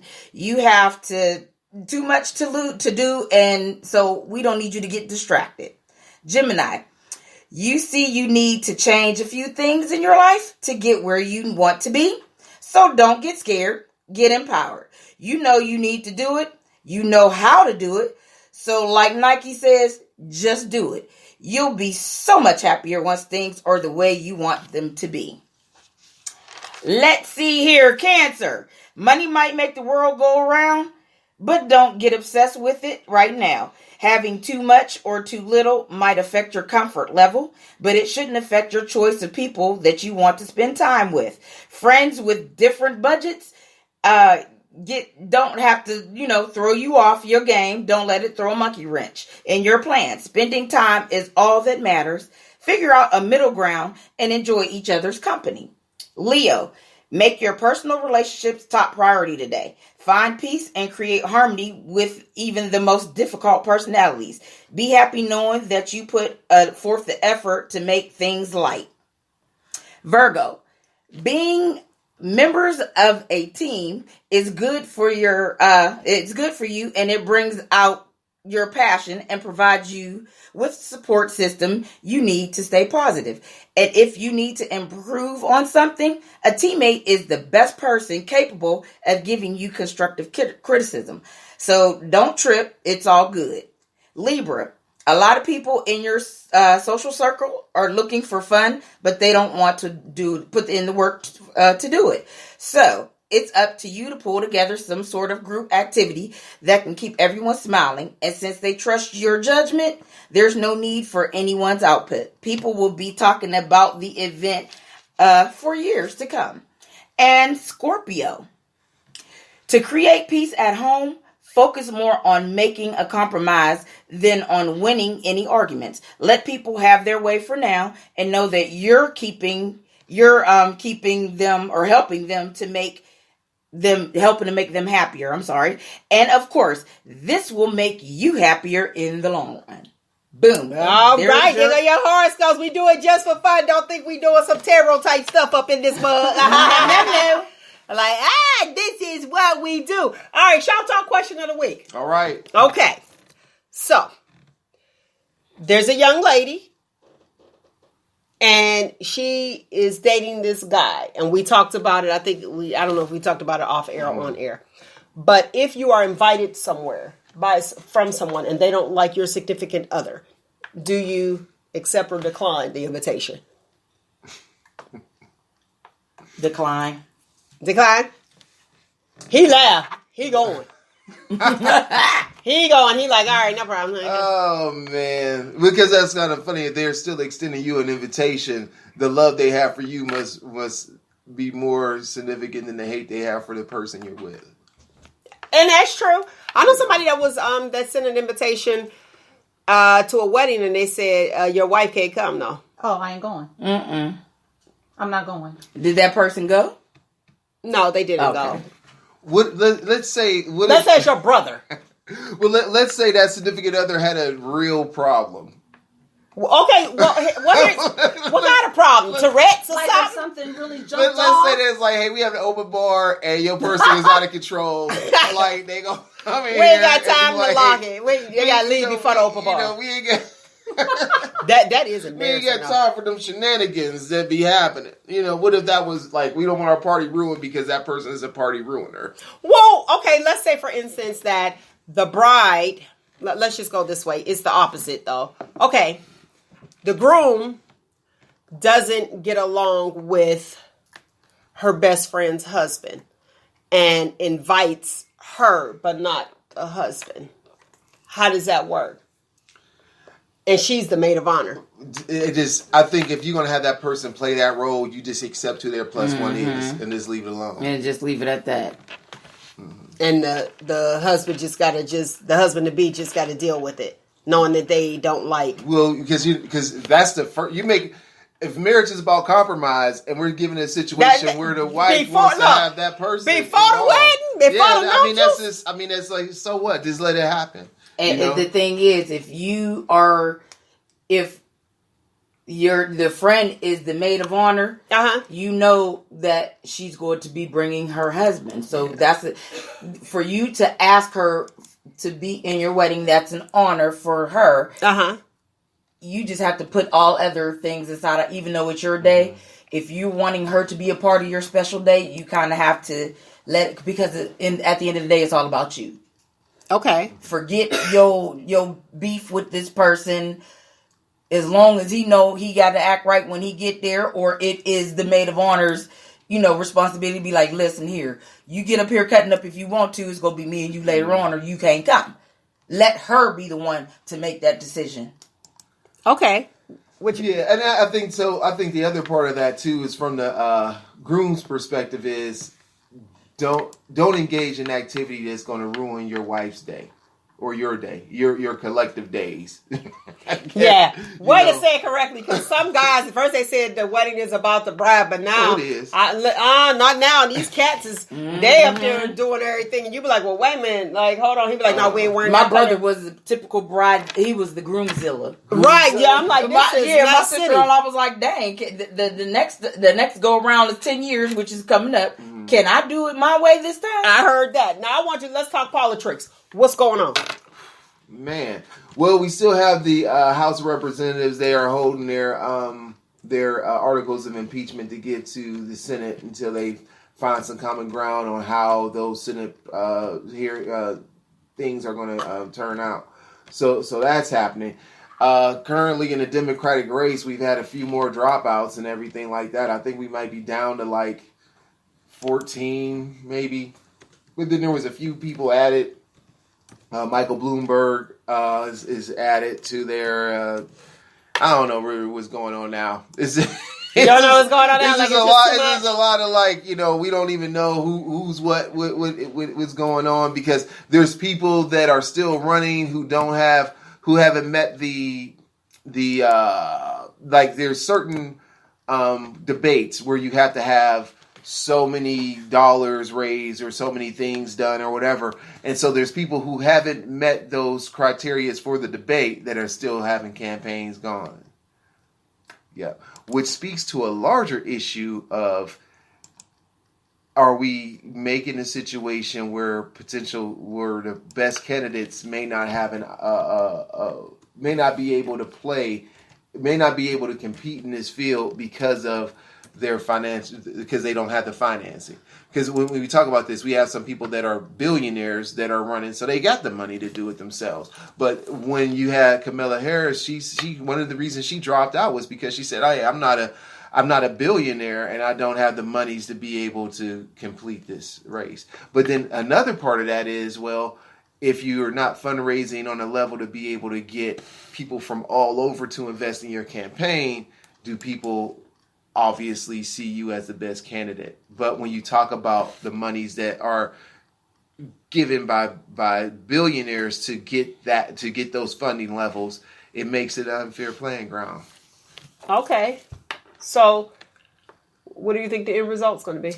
Well, the end result is that I don't see that part changing so much because I forgot when it was. It was under the I can't remember. It was within the last 6 years, I would say. There was a Supreme Court ruling. It may be longer than that. There was a Supreme Court ruling where they talked about how much organizations can donate to a person, and then you had the whole birth of super PACs and all that sort of thing.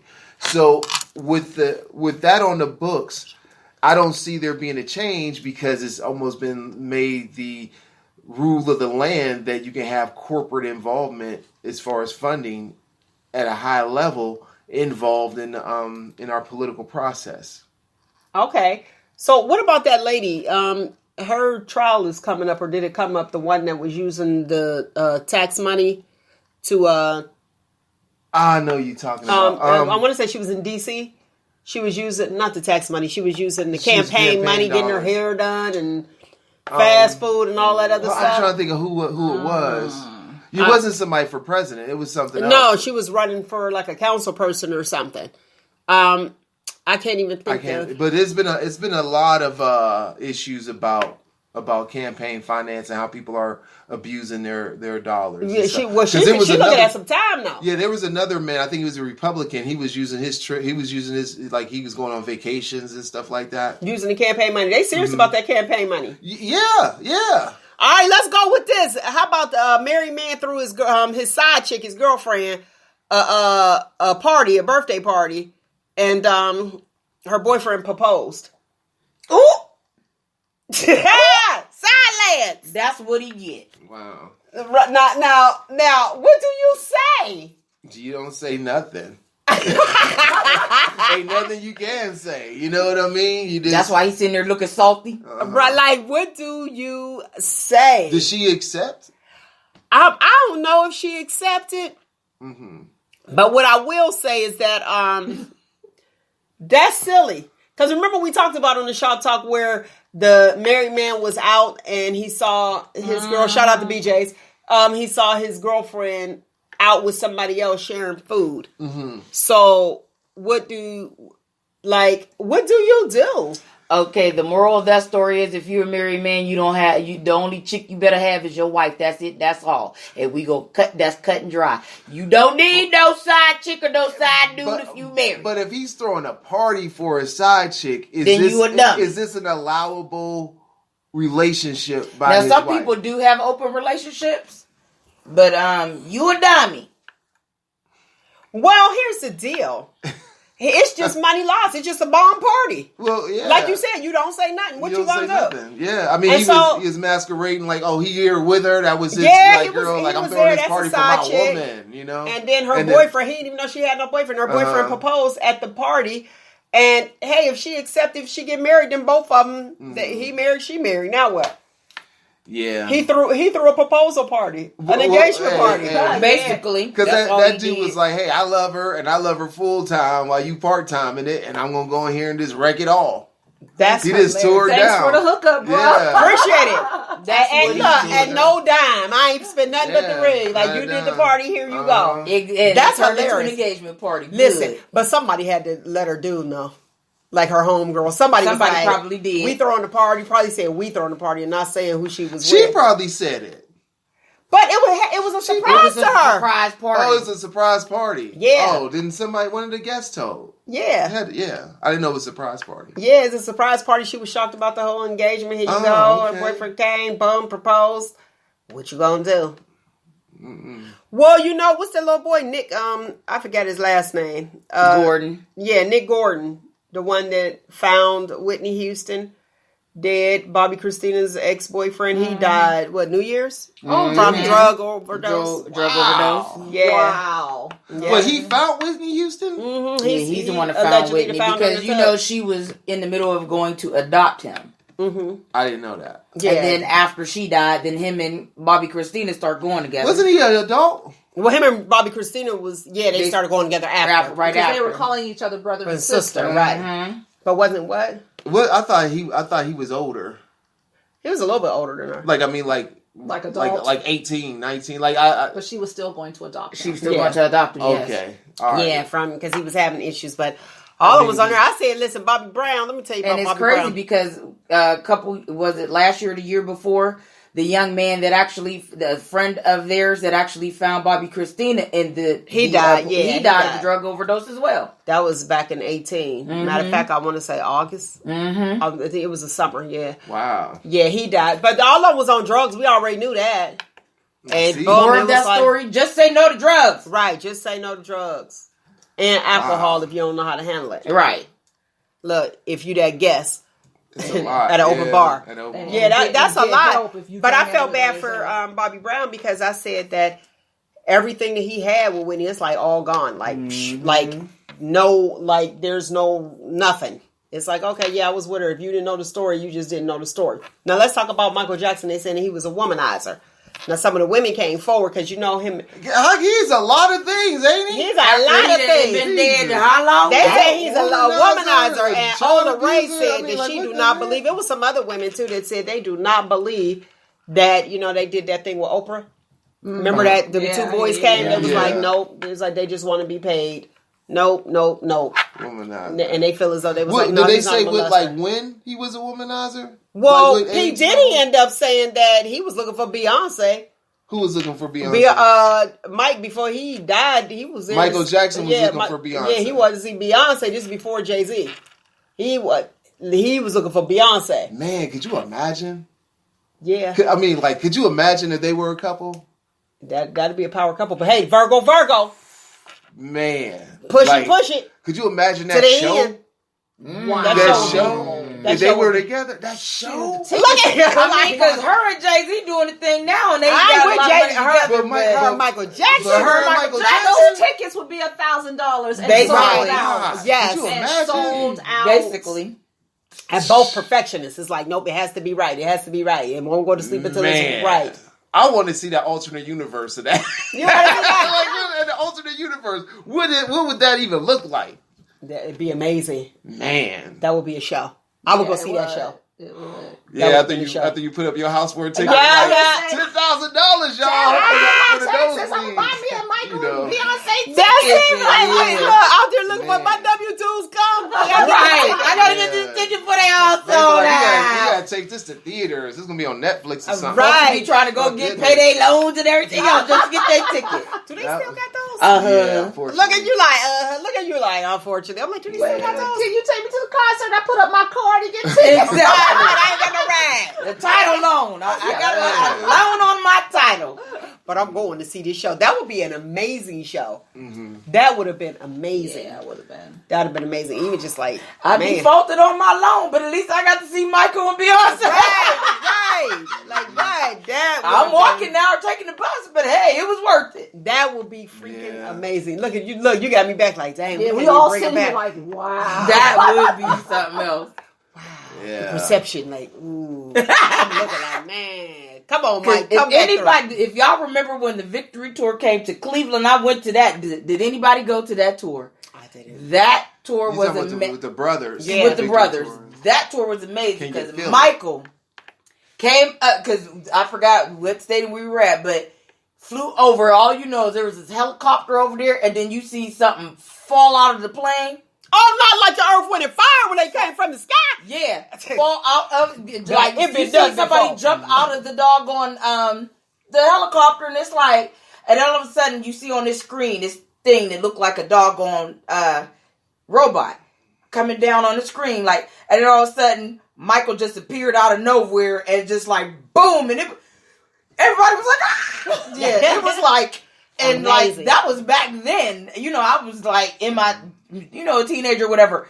So I could just imagine going to any of the other shows, and even now with how all much that, was the tickets back then? I don't know. My mama bought the tickets. Well, no, actually, she didn't buy the tickets. My mama won the tickets, and she did from Cleveland Station, and she didn't tell us. She said that she tried to get tickets, and they was all sold out. So we was all sad. So she made us, you know, get our little clothes together, and we going to Cleveland to go visit a cousin. Went to the older cousin's house, and I was like, "Why are we here to visit this old man?" You know.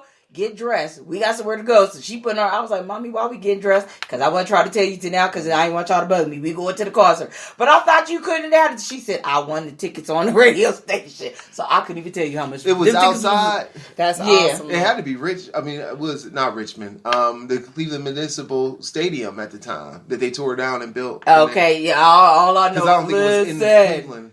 Listen. Wow. That's a concert you'll remember? Show. Yes. So I know if he was still alive, he would just be topping that with all this technology and stuff now. I can imagine. He came out of a helicopter, Earth, Wind, and Fire. Because that was in 1984. Came out the sky. Then you had, another one? The Mothership. George Clinton with the Mothership. Mm-hmm. Hey, wait. They don't go all out for concerts no more. Because I just came back from D.C. Shout out to City Winery and Life Jennings. They don't even dress up for you no more for a concert.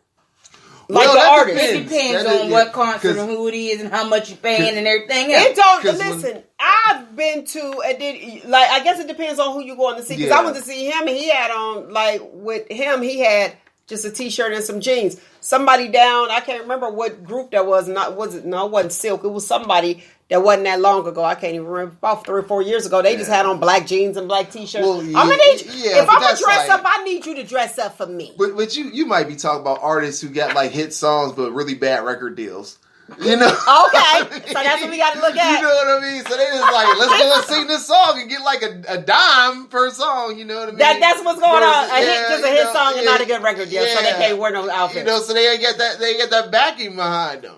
You know, when you get this tour is sponsored by, Coca-Cola, blah, blah, blah, corporation, this and that. Because somebody... You need to do the commercial, because that sounds good. That sounds real good. I'm ready to hear that. I'm ready to see that show. But, even when the Beyonce was... I think it was Beyonce, when she was in Columbus, someone who I forgot, you just run into people. And they were talking about they helped construct the stage, and they said it was 7 stories. Oh, wow. High, okay. They also, this is the one part I found it hard to believe. You got one suit you can put on, even if you ain't got just a stage and a microphone. I mean, but you got to figure, the other dude got a good suit? Wow. You know what I mean? You got to get some collective. You wear your Easter suit. I'm going to wear mine. But this person was saying it was 150 semi-trucks had to come in order for them to be able to set the stage. Yeah. So, you think about that and you think, hey, this is a person who can drop an album without even having any publicity behind it. And then you get people who had songs that made us feel good when we was teenagers who ain't came out with nothing for 20 years. Like Tenderoni. Tenderoni and old Bobby, you be like, hey, kudos to him. They honored him. I can't remember which show I was watching, but they did honor him, and BBD sang, so that was cool. Okay. And BBD still doing. They had their suits. They had bad record deal. Yeah, but they were still dressed up. Yeah, they were known for dressing up anyway. So but they dress up. That's all I'm saying. I think now, all right. But didn't they as a group though? They were a group. They were used to doing. Now you can't tell who's singing. Pretty good about their money though. I think the only person really had money problems was it Ricky? I mean, from the show. They was all from the Jets. Yeah, but I mean, I'm talking except Bobby. If I'm not mistaken, no, he was in the Jets too. I believe. No, it was Ronnie Bell. Ronnie, the cousin, the nephew. Then who came in last? Right, he came in last. Yeah. So like the rest of them, I just think that at some point, like here we go. I think people need to dress up. That's what I'm looking for 2020. Okay. I'm looking for people. You want me to dress up and spend $70 on this ticket? I need to see you dress. Yeah, we were trying to go see Jill Scott next month, and her lowest ticket started off at $99, and them got sold out real quick. Well, that's good. I ain't trying to see Jill Scott. I like her. She all right, but I ain't trying to go see no chick. Well, I think those swab on the microphone. Swab on the microphone. That's hilarious. Did you seen it? That's what she got her sex on. What's funny about? I'm just saying. Go ahead. What's funny about that is I think let's say for example you have a person like Jill Scott. Her dress is probably going to be really classy. I would assume. But she dressed I'm nice, making the assumption. Okay. But then you got groups who are like trying to hold on to a demographic and then trying to get younger people to come get involved. So they come in there wearing their temptation suits and everything like that to appeal to you. Then they may lose that audience that think that it's okay to wear pants that don't fit up to their hips. I agree. I was going to say their dress is part of their brand. Yeah, or the rebranding. Do a costume change. Do a costume like this is how we used to do it, and then rip off the pants. Not basically. I wish Ray Johnson. Shake that. Do a costume change. Do something. Entertain me. I just feel like entertainment is not entertainment anymore. Agree or disagree? Anybody depends on who the person is, really. Like, entertain me. Don't just sit there and don't go to no. Listen, I got a problem going to a concert. You want me to sing the song? Well, when they did when they put the mic at you, no. That's because of the history of the songs. You know what I mean? Because when they was young and doing that, they wasn't standing over the mics and stuff like that. Okay, so I come on, I be like, hey, and then I and everybody else say, hey, it's shop talk, baby. No. Well, I'm saying like it kind of has that. Well, I think it depends on the artist. Because I don't. You got to get to a certain status before you can do that. But now the audience participation. Right. But now that status has been ruined. Before, remember when it was like, oh, it's a collaboration. Now you got people whose whole albums is collaboration with other artists. Right. Like before that had to be a thing. Remember when it was like, oh, this person has a double CD coming out. Those were like the iconic artists. And then next thing you know, every run-of-the-mill artist got a double CD coming out. You know what I mean? Like, so and 5 songs on that escalation has since kind of like made mediocrity across the business. In a sense, where they ain't really got to do nothing. I think technology has done that. You don't have to sing no more. Just let the stuff fix it for you. Yeah, that's true. I mean, but you had some singers back in the day that really weren't the best singers, but they had prolific lyrics. Like you could or they were entertainers. Not John Dillon. Is it John Dillon? Who is John Dillon? I know who you're talking about. Is it John Dillon? It's not John Dillon. It's Dillon. Oh, it is Dillon. I can see his face. Matt, I know you talk about. I think it's John. Because when I listen to his songs, I'm like, is that even singing? It's almost like folk singing. Yeah, folk singing. That's why I'm about to say, where your boots at? I knew it was somebody somewhere. Where your boots at? You ain't got them on today. Do you got them on yet? I think I on my work boots. Oh, okay. I think it is John Dillon. I don't know. Somebody Dillon. We're gonna just go with Dillon. Okay, Dillon. All right, we got agreement. Okay. Dillon. Okay, what about Dillon? He didn't have a good voice. He remember on We Are the World. Bob Dylan. Bob Dylan. Okay. I had to think about it like. Remember on We Are the World? Matt, you knew it was one syllable. Remember We Are the World? And there's that one person like, yeah. That was him. What make it? That was him. Like, it was like, okay, but his lyrics were profound. This is him right here. Bob Dylan. Bob Dylan. Yeah, I don't know what. Yeah, that's his him. Voice was, it wasn't. Okay, but guess what? It was distinctive, so you heard it. Almost like T-Boss. T-Boss can't really sing, but she got that scratchy, wretched voice that it's like, okay, that's her. Alto. That's her. Yeah. Tina Turner. Can Tina Turner sing? Anything that they did singing. But, don't say nothing about no TLC. I'm just saying. I'm like Benita Petrell. Nobody better not talk about TLC. No. I'm just saying, I wouldn't categorize them in best vocals ever, But I can agree with you. Hip hop group though. Yeah, they're a hip hop group. So they did enough. Like they did enough to get by. Yeah, they stood out. They were in their own category. Yeah, I wouldn't. Yeah. What would you categorize them as? Exactly what they were. TLC. Pop Pop, rock, they were rap. pop? They had some Hip-hop. pop. They had pop, like they were on pop charts, but Not Waterfalls. Yeah. Not R&B. Yeah. All right, let's just do it. Let's just wrap this up. 2020. What would you like to see in the year 2020? Well, right now, Want me to go around? Some paper. I need some like the paper with green papers. Okay. U.S. currency, that is. Go ahead. I would like to see more people give the gift of self. We just had a whole holiday season where everything was commercialized. And, I'm going to spend my whole paycheck getting you something. Just call somebody up and say, I was thinking about you. I want to do over now, but I want to do have over? to say. No, you can Oh, go no, come you in can do sentimental Hallmark cards. Just to give Kim always got to have something. We should have said Kim for last. I'm over here I need some money. And she like, now you feeling bad. The gift of myself. I'm just gonna call people and tell. Yeah. Go ahead, Nick. What you got? 2020, actually, what I would like to see done is something with all the sex trafficking, with these children missing, being snatched all of a sudden, people all of a sudden, you're killing kids. We need prayer. 2020, more people need to come back to God because so many people have called themselves being, they find themselves or they're, whatever you want to call it, you're woke. No, you're not woke. We need more people to get back to God. We need prayer, more prayer, because there's just too much happening and it's getting worse. We need people to get back to God so we can start a prayer. You called me, D? I feel shallow. I feel real shallow now. Come on, live studio audience. Get the gift of yourself, I want to see the end of all this stuff. I'm like, man. All right, go ahead. What you got, live studio audience? Anything that I'd like to see more of? that you would like to see in 2020? What's going through? What would you like to see through your lens? Truth, peace, realism, people doing the right thing, and not being selfish, but more selfless. I'd like to see realism, more realism. Okay, well, I am off the hot seat now. Thank you. Well, very here's much. the deal. I'm with you. I'm with Roogle. Okay. Listen, All right. I think people have been selfless, and when I say that is with themselves and their goals. Okay. I need people to be more selfish. This is just me. This is what I would like to see. More selfish when it comes to their own personal goals.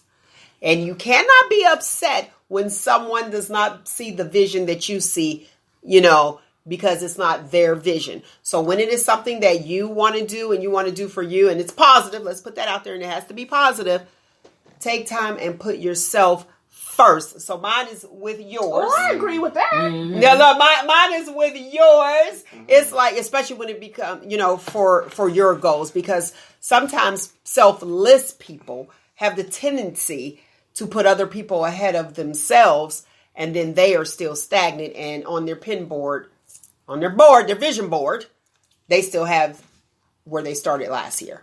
So I need people to get up, get out, and get something. Don't harm anybody else, and do what it is that you need to do for self-preservation. You were talking about health. Oh, yeah, earlier in the show. Yeah. Mm-hmm. Save. That's what I want to do. I want to save. So U.S. currency, I'm trying to see that too. I'm trying to do what I need to do. Mm-hmm. And I'm saving. And like I told you at the beginning, I ain't got it. Listen, if it is not fitting in, and I got a square. See square. 1, 2, 3, 4. 4 corners, okay? 4 corners, y'all. So with that square, it's like if it's not fitting in this square, I ain't turning my square into a rectangle. I need to focus on what it is that I'm trying to do to get it out there. Wow, what? Because a rectangle is a square, but a square can't be a rectangle. How about that, D? D, we D. Oh, he D. We D.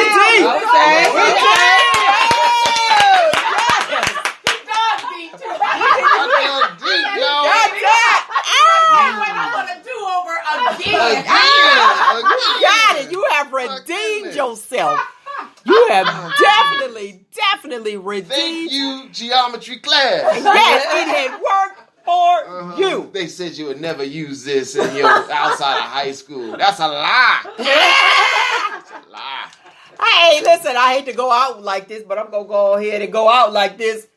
Some Ice Cube. Listen, that's our time. I thoroughly enjoyed you, as I do each and every single Saturday. Y'all already know what it is. Roogle, the movie guy, you gonna keep us informed on what's going on? Yeah, if I get that paper to buy them tickets, I or heard at least that. those subscriptions to be able to watch the this movies. stuff.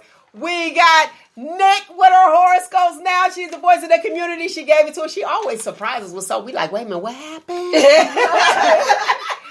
What's up, Nick? Nick, give them your website real quick. My website is myevotravel.com/Grace2Travel. Grace. Oh, wait a minute. Evo Travel Agent. I'm sorry. .com. she's a travel agent, but right now she with the moons and the stars. EVO. Yeah, EVO, not evil. Y'all talk about that scary Not evil. Evo. Right. All right, and then we got Kim Ham, the go-to girl. Go ahead, contact information. Kim Ham, the go-to-girl.com. You heard it right there. Find you, embrace you, most importantly, always, always love you. Until next week, people. Shop Talk. Right here. Oh, Pistol Grip Palm. We ready. We ain't playing. Hey, they coming with t-shirts on to the concert. That's it. T-shirt, yeah. They got t-shirts, baggy jeans, and they might